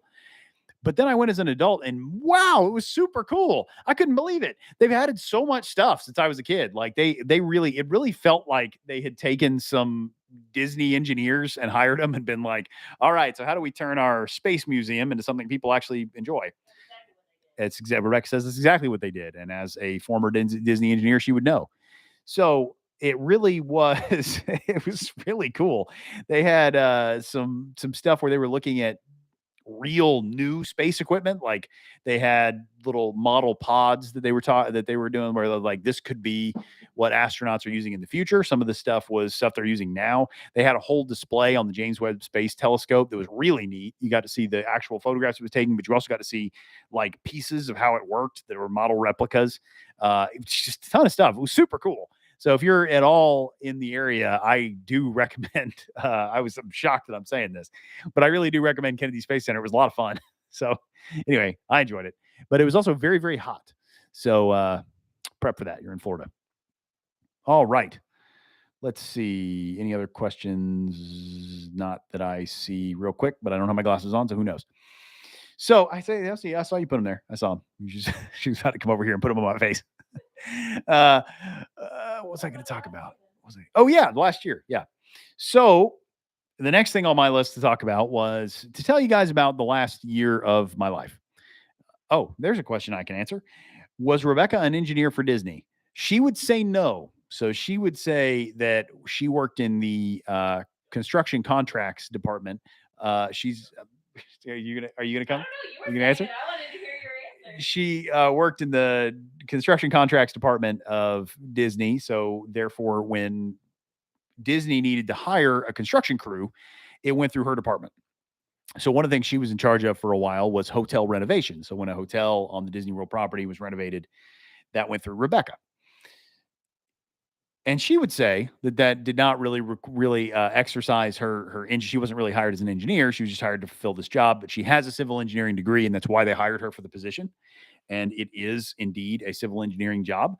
So I don't know where the distinction lies there, Rebecca. So yes, It's not an engineering job, but thank you. It's not. I did get a degree in engineering. Yeah. I did work at Disney. Okay. And that degree in engineering got you hired by Disney for a position for civil engineers. That's all I'm saying. So wait, what? Would Rebecca correct you called the trebuchet a catapult? No, I would absolutely correct Rebecca if I see. Yeah, so I was playing this game with my friends where you have to draw a thing and then they have to guess what it is, and it was I don't know. It was a weird. One of the people is lying, and they thought I was the traitor who was intentionally drawing a wrong thing just because I'm so bad at it. And then one of my friends was like, "Hey, Will, do you know the difference between a trebuchet and a catapult?" I'm like, "Dude, I professionally write fantasy novels. I guarantee you, I am familiar with ancient siege weaponry." Anyway, so moving on. Last year. So this past year has been a busy one for me.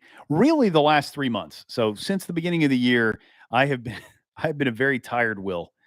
It's been a long year already for me. I'm like, what is it? 2025 now? No, it's still 2023. And the reason for that is that I was working on Waybound and the Captain at the same time. So before I get any further, one of the things that some people have reacted to a little bit is when I've talked about this, they have assumed that I therefore delayed Waybound in order to get the Captain out so that I could have a new series begun before Cradle stops so that I can get it get in front of people before my audience from Cradle dries up. The funny thing is, it's actually kind of the opposite of that. We had the amount of time for Waybound. We knew when we wanted to release Waybound, and our intention was like I said earlier, I planned out books 10, 11, and 12 in Cradle at the same time. And I planned to release 10 and then book 1 of a new series, and then 11 and then book 2 of a new series, and then 12, right? So that was the plan. The initial it was to give me more time to think about Cradle and to launch something new, get it going, and see how people's response to it was before I finished Cradle. So that was Cradle 12 was always intended to come out roughly when it did. So this summer was when we had blocked it out for a long time now. But because I didn't get the Captain done in time, I had to keep pushing Last Horizon back, and I wasn't going to push Cradle back. So Cradle got released on time because every time I would run into a deadline and I hadn't written enough on the Captain, I was out of time. So time to move back to Cradle. So Cradle didn't ever get delayed. The Captain kept getting delayed. So now the Captain's coming out right in front of Waybound, and that was not supposed to happen. So it was supposed to have already been out for quite a while. But it took me a long time to write for a lot of the reasons I talked about earlier. As a matter of fact, when we looked over the actual amount of time it took me to write these books, Waybound is the longest book I've written, which is still not going to be long enough for a lot of people. There's some people who want them to be 200,000 words or more, and it's not. It's 160-ish. So it's in the 160 range. And that is longer than any other book I've ever written. It is, I don't know, 10% longer than Winter Steel, which is my second longest book. But what I realized was it took me longer over a calendar amount of time to write than anything else. I went through more drafts than I've ever taken a book through before. But it didn't take me more hours. So it actually took me fewer hours to write than Dread God, even though it's significantly longer. And I think the reason for that is I had a lot more time to think about it, and I had a lot more time to revise it. And while I was in between, so I would do a draft of Waybound, I would set it aside, I would work on the captain for a while, and then when that time ran out, I would go back to Waybound. And by then, I'd already thought about that draft of Waybound a lot, and so I'd clarified a lot of what I wanted to do, and then I would go back and do another rewrite. So I took Waybound through a lot more drafts than usual. I spent a lot more time thinking about it and planning it and all that, but I spent less actual man hours on it, which was a really interesting thing. It was just an interesting phenomenon that we figured out. But as a result, the captain took a lot more time than we thought. And one issue there was I was starting a new series, and I didn't realize most of what I've written have been series, and I haven't started a new series since 2016 with Unsolved. And I didn't realize just how much more time it takes to start a new series. It just takes a lot of time. So you have to come up with the characters and the setting and the tone and the premise and all this stuff that you're locking in for the future books. So when I'm writing a Cradle book, I already know it's going to be about Linden. I already know how Madra works. I have an idea of where I was headed. So I have milestones I need to hit. I have character arcs for characters I already know. For The Last Horizon, the series, you have to come up with all that. And that's true when you're starting a new series. It's just hard. So it's a funny thing because I'm often talking to fantasy authors who are aspiring authors who are starting their first book. And they are working on this whole, they're writing the book that's going to launch what they hope is going to be a series. And I'm just saying to them, this is my fourth time doing it. It really is difficult to do. It's just, there's a lot that goes into it. It's time consuming. Starting a new series is hard. So writing a sequel in comparison, there are ways in which writing a sequel is harder because there's more pressure. There are things you can do in a first book that you get away with, and in a sequel, you're effectively building a tower. You're stacking things on top of one another. And so the higher you get in that tower, the more unstable it gets. It's a Jenga tower. And on the first book, you're setting the foundation. But because of that, there's a lot more pressure on it. So that was just an interesting thing. That was an interesting thing that I felt. I don't have a lot of experience with book ones. So yeah, that just took a lot longer than I thought. And again, like I said, I had to rewrite a lot of it. And so there were a lot of things that when I first wrote it, the captain, the main character I didn't understand him very well, and I didn't understand the premise of the series very well. Well, that's in there now. It's in the final version you read is a complete rewrite, but the one you're going to read is it feels like I do have a grasp on it, but it's because I didn't in the previous version. So I had to rewrite it almost completely from scratch, and I've never done that before, and that was something that took a lot of time. And I know other writers that have been through that, and that is just difficult. Sometimes you got to go through the whole book and make major changes. And that's difficult. It's hard. It takes a lot of time. So anyway, I just wanted to say that in case anyone's going through it themselves. But as always, as I always say, don't make any major rewrites until you're done and you get feedback. Oh, that actually is something else I was going to talk about. When I write a book, every time you write a book, you're always learning. You're always learning. You're always changing. You're always iterating. And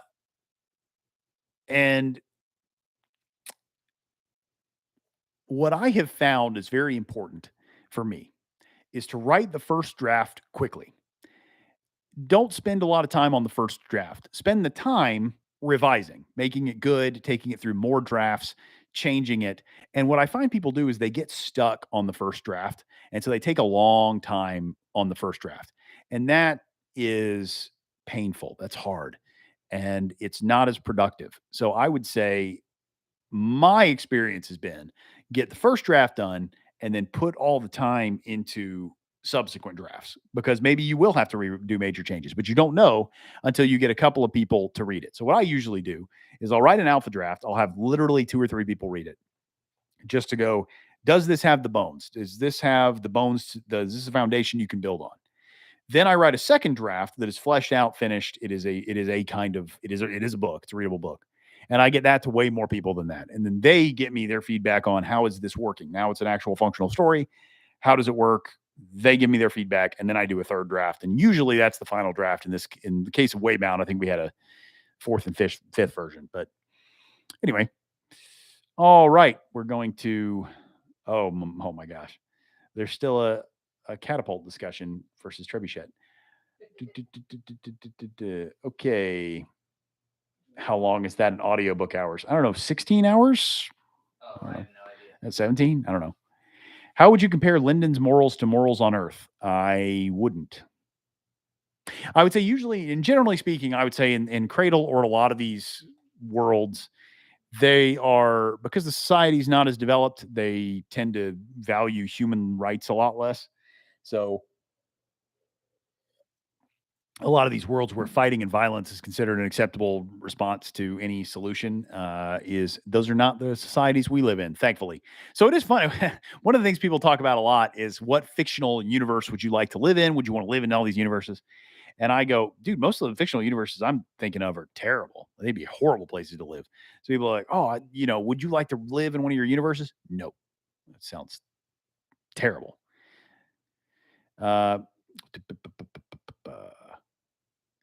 These people are discussing shorter books are better. Someone else said you were crazy. Long books. Okay.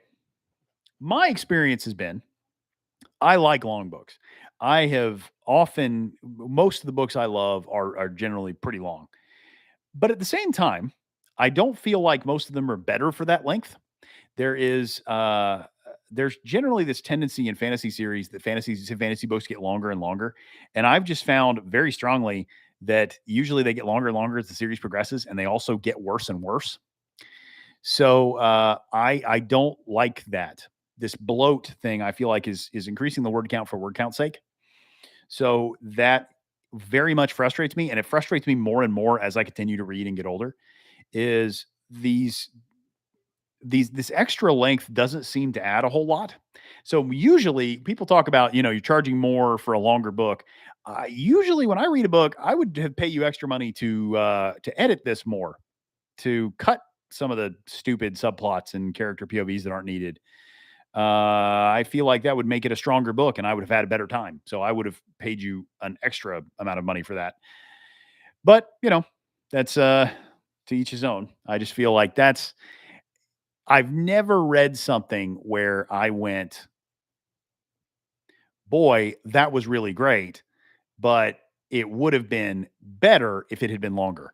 But I've read a lot of stuff where I went, boy, that was really great in spite of it being too long. I've read way more stuff that I was like, that was good, but it would have been great if it was shorter. So that's the stuff that there's a lot of stuff where I'm like, if this is 800 pages long, and if it had been 400 pages, it would have been really good. So that's been my take on this. Oh, that was Andrew. How's it going, Andrew? Let's see what else we have.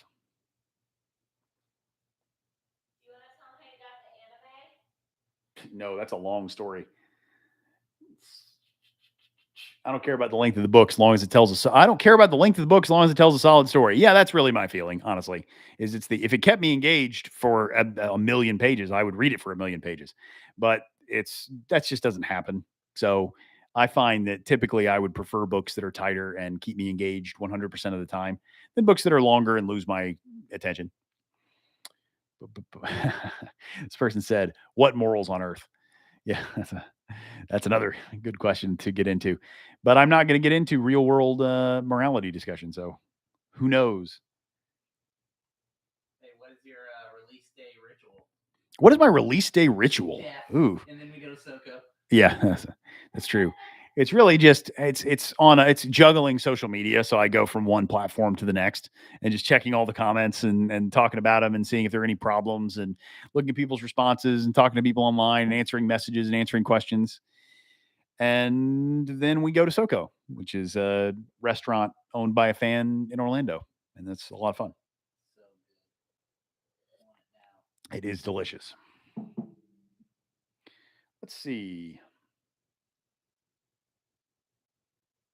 Almost all cultivation stories are really too super long. Yeah, that's another. I don't know if I want to continue talking about this too much because this is kind of a niche topic. But these web novels that I really like are very very long, and most of them are way too long because they're written daily, so they're daily chapters. But at the same time, they're written in such a way that they're meant to be engaging every page. So they're meant to be engaged readers that day, right? So when you're writing a daily web novel, it they usually are super long, and I think they would benefit from a lot of editing. But the they are written in such a way that they're meant to be engaging you daily or weekly or several times a week.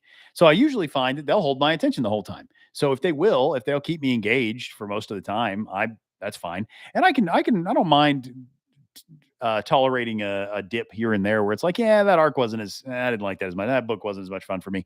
There was the last two Dresden Files books. One of them was Peace Talks, and then the next one was Battleground. And a lot of people read Peace Talks and there's some frustration about it online. There were people that were talking about it. Oh, I didn't like it. And it's funny because I wouldn't rank if I had to rank the Dresden Files series, I wouldn't rank Peace Talks very high. But at the same time, it had been 5 years since Jim Butcher had released a Dresden Files novel. And so I read it and I had a good time. So I was going, yeah, did this book necessarily need to exist? No, probably not. It probably could have been absorbed into Battleground without increasing the length, technically, I guess. But at the same time, I was like, I enjoyed reading it. Dresden Files is back. I liked it. 5 stars. So for me, that was my experience. It kept me engaged. Would I necessarily rank it the highest in the series? No, not really. But it's still the Dresden Files, and I still enjoyed it. So I don't need to rank it against the rest of the series. I'm ranking how much I enjoyed it. And how much did I enjoy it? A lot. So I enjoyed the Dresden Files. Someone asked, do you do word count quotas?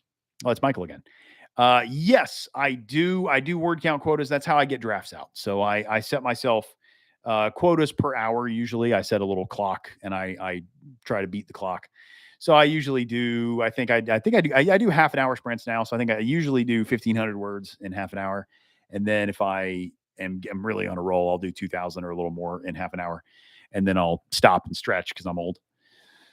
Let's see.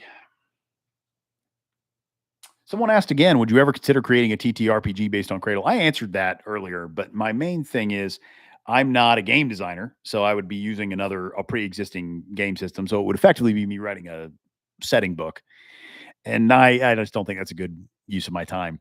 But it would be fun. I would love one. That'd be super cool. What do you think about game lit versus the same thing but without the stats and skills? So I had a discussion with an author one time who said that lit RPG was just a fantasy novel with the stats and skills added in. And in theory, I think he's totally right. In practice, I don't find that to be the case. I find that if you wrote this as a fantasy novel, it wouldn't work. If you just wrote it because they went out and then killed a bunch of dudes and then learned, and then they went and collected a bunch of wolf pelts and then turned them in. And then, the World of Warcraft stereotypical fetch quest, that wouldn't be engaging in a actual fantasy novel. If you just left the farm to go on an adventure and you went out and you collected 15 pumpkins for the nearby farmer and then you turned them in and then he gave you some XP. It's like, okay, you don't call it XP, you call it something else. That doesn't make it more interesting. So that's one of actually my problems with lit RPG in general, and is that they take the things that I would cut out, they emphasize. So the things that are, when I'm playing a video game, I want to skip this part. This is the boring part. I want to get to the stuff where I'm doing awesome stuff. But that's not my cup of tea. So if you did the same thing, but you took out the stats and screens, I don't feel like they would get better. I think if anything, they would be worse, because a lot of what you're reading lit RPG and game lit stuff for is to see the stats and skills increase. And I feel that too. I want to see the guy's stats go up. I want to see But one of the more common, this is a Korean novel, by the way, so it ties into the Korean question from earlier. Overgeared is one of the more popular Korean novels. And I read Legendary Moonlight Sculptor, which was the series that Overgeared starts as an almost exact copy of. And I really liked Legendary Moonlight Sculptor, but I did not like Overgeared. And one of the main reasons I liked LMS versus Overgeared is Moonlight Sculptor starts, and the main character has a clear flaw that he's got to overcome. And he's personally motivated to do this. And we see why he's got things that he needs to do. We've seen why he is successful. And the reason why he ends up becoming this guy who's respected and succeeds is because he's got the work ethic to do it. And we see that demonstrated in concrete ways. He does things that other people are not willing to do. That's how he gets his legendary class. That's how he gets all this stuff. And then with Overgeared, it's like he doesn't really have these things. There's not really a lot at stake. It just kind of happens. And I felt like he sort of randomly gets a legendary class, and legendary classes are inherently better than all the other classes. So why would you ever play this game? I would be super pissed if somebody announced that, yeah, there's one class that's going to be better than everybody else in this game that everybody in the world plays. And you can never compete with this person because he's just better than you inherently. And he got it randomly. So sucks to be you. And I'd be like, I don't want to play this game. All right. Somebody said favorite what? Area of magic, branch of magic. Well, the main character uses a lot sealing and binding magic. That's kind of the one that's like his specialty. And I've always thought that was a cool system. So someone else asked, "What's your favorite anime?" And this actually ties into an anime that I feel like is underrated. I talked with Little Blue about this before, but it's Kakaishi, which is a series about boundary using mages, and so they have boundary shield magic, so it's defensive magic, and you do really creative stuff with it, man. They make barriers that are like shaped like certain things, and they have boundaries that can filter out certain creatures, and it's a really creative use of magic. So that's always been something that I've kept in my back pocket, that I've always wanted to do sealing and binding magic as a magic specialty. So it's like abjuration from D&D, but taken to its extreme. All right. Are you reading anything right now? Yes. Moving on. Always. Of course I am. That answer is never no. That's what's up? Oh, I saw a question a long time ago. I'm hopping here. I saw a question a long time ago, like over an hour ago, that was Unsold or The Captain better? And I, as a person who, again, does not read a ton, Unsold is one of the weaker books in Cradle to me. It's just a little slower. And The Captain seemed to not be that way. So I just wanted to go on record and say that. I had to be the one. Heard it here first. Sam hates Unsold and Will. I did not say that. Well, the Will part. So, of the books you've written, what has been your favorite to write? Aaron asks. Well, what a favorite to write? Well, it wasn't Elder Empire. Can tell you that. Yeah, that was Elder Empire is very hard to write. A lot of it. I've made jokes about this in the past, but it's Elder Empire was very difficult to write. So sometimes people have suggested that I wrote Elder Empire as structured in this way in order to sell 2 books instead of 1, and he's trying to cash in twice. And no, I just thought it'd be a cool, fun, creative thing to try. And honestly, it was way harder than writing one bigger book and then writing one and then the sequel. It was way harder than I realized it was going to be. So if you wrote them all in the same book and you didn't write the 2 parallel novels, you wouldn't have to re-explain anything. So therefore, you could just go from one scene to the next and then showing where the other POV character is. And that would have been way, way easier. So I ended up doing more than twice the work for less return. So don't recommend. That was the least. Don't do that. So I want to answer this briefly because I have lived with Will while he has written every single one of his books. Yes. And House of Blades was fun because that is where I got the dedication for Rebecca, to my sister Rebecca, whose nagging skills are the stuff of legend. Yes. Because every day was like, have you written yet? Have you done anything? And it took me a year to write it. And then the craziest one was Crimson Vault, though, because that was one where we were like, any day now, the sales for House of Blades are going to plummet.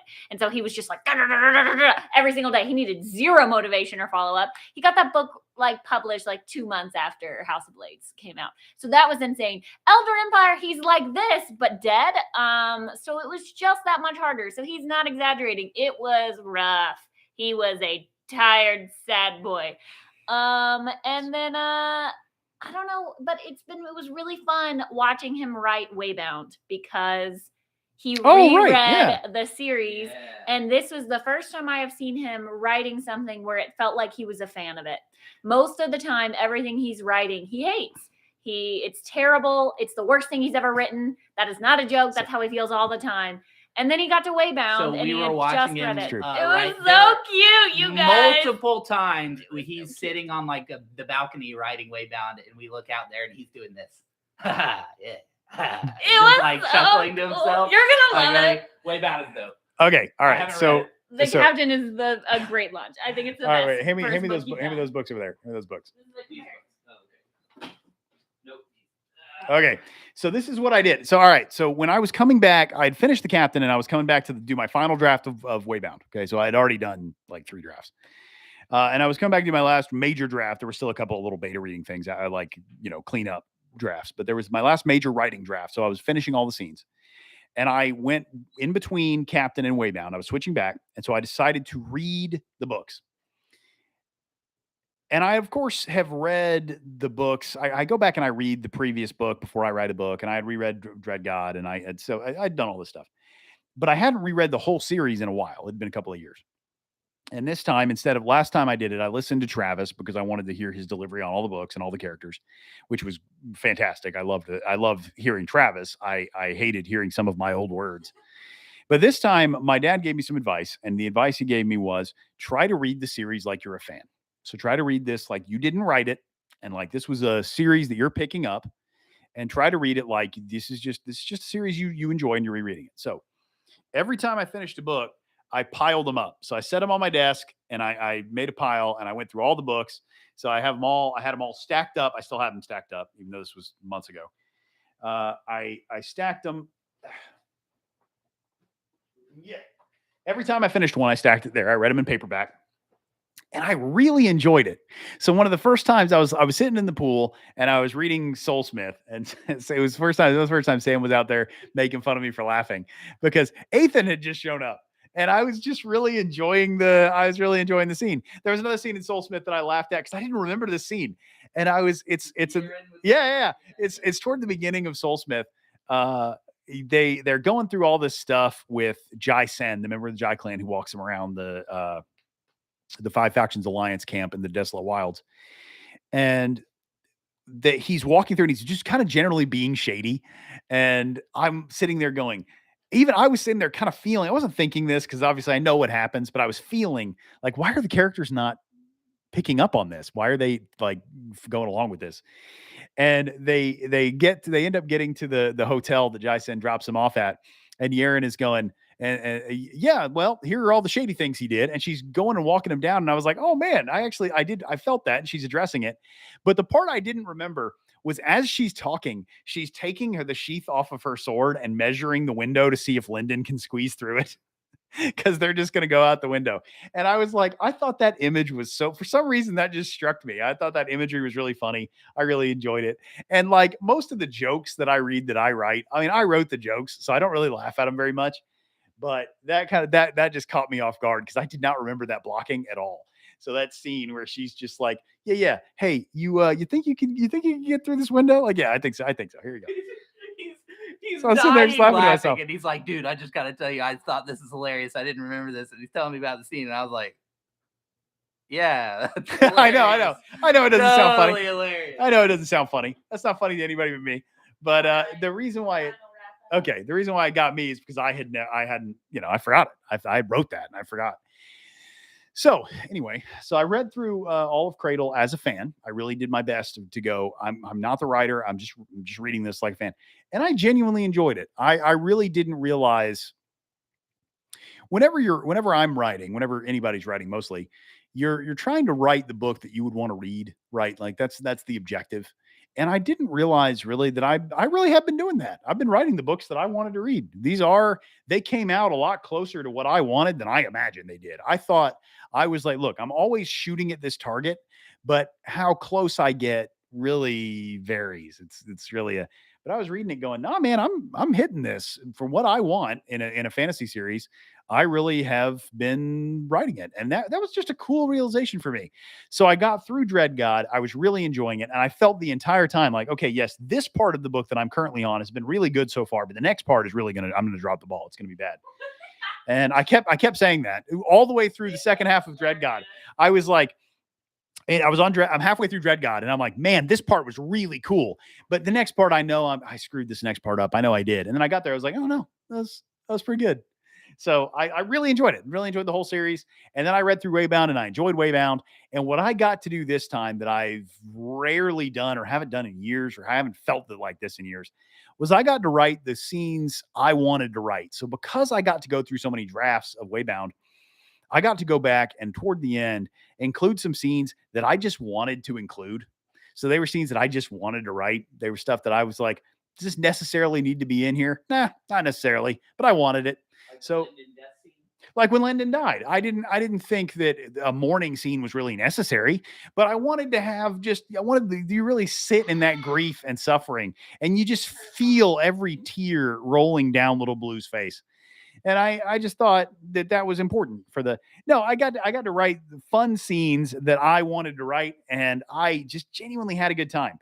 So I was writing for fun a lot of the scenes in Waybound, and I really enjoyed that. So there's another thing that comes up every once in a while is people feel like when I talk about wanting to move on or wanting to start a new series or whatever, people go, oh, you're tired of Cradle, or he's tired of Cradle, or he's not having fun writing Cradle anymore. Not true. I really honestly had more fun writing Waybound than I did writing most books that I've ever written. But in terms of wanting to move on, I always wanted to move on. I wanted to move on before Unsold came out. There was you always want to do something new, right? It's fun. It's got a mystique to it. It's novel. And I enjoyed writing all of Cradle. I enjoyed the whole journey of Cradle. I think that comes through in Waybound. I genuinely have had so much fun. And it really is. I liked Waybound. I liked Dread God. I liked Reaper. I liked Bloodline. I liked Wintersteel. I enjoyed writing all the books, and I enjoyed reading them. So I think that comes through in Waybound. And I hope it also comes through in The Captain, because I did enjoy making a new series. I enjoyed getting to play with new characters. And so you're asking me, is The Captain better than Unsold?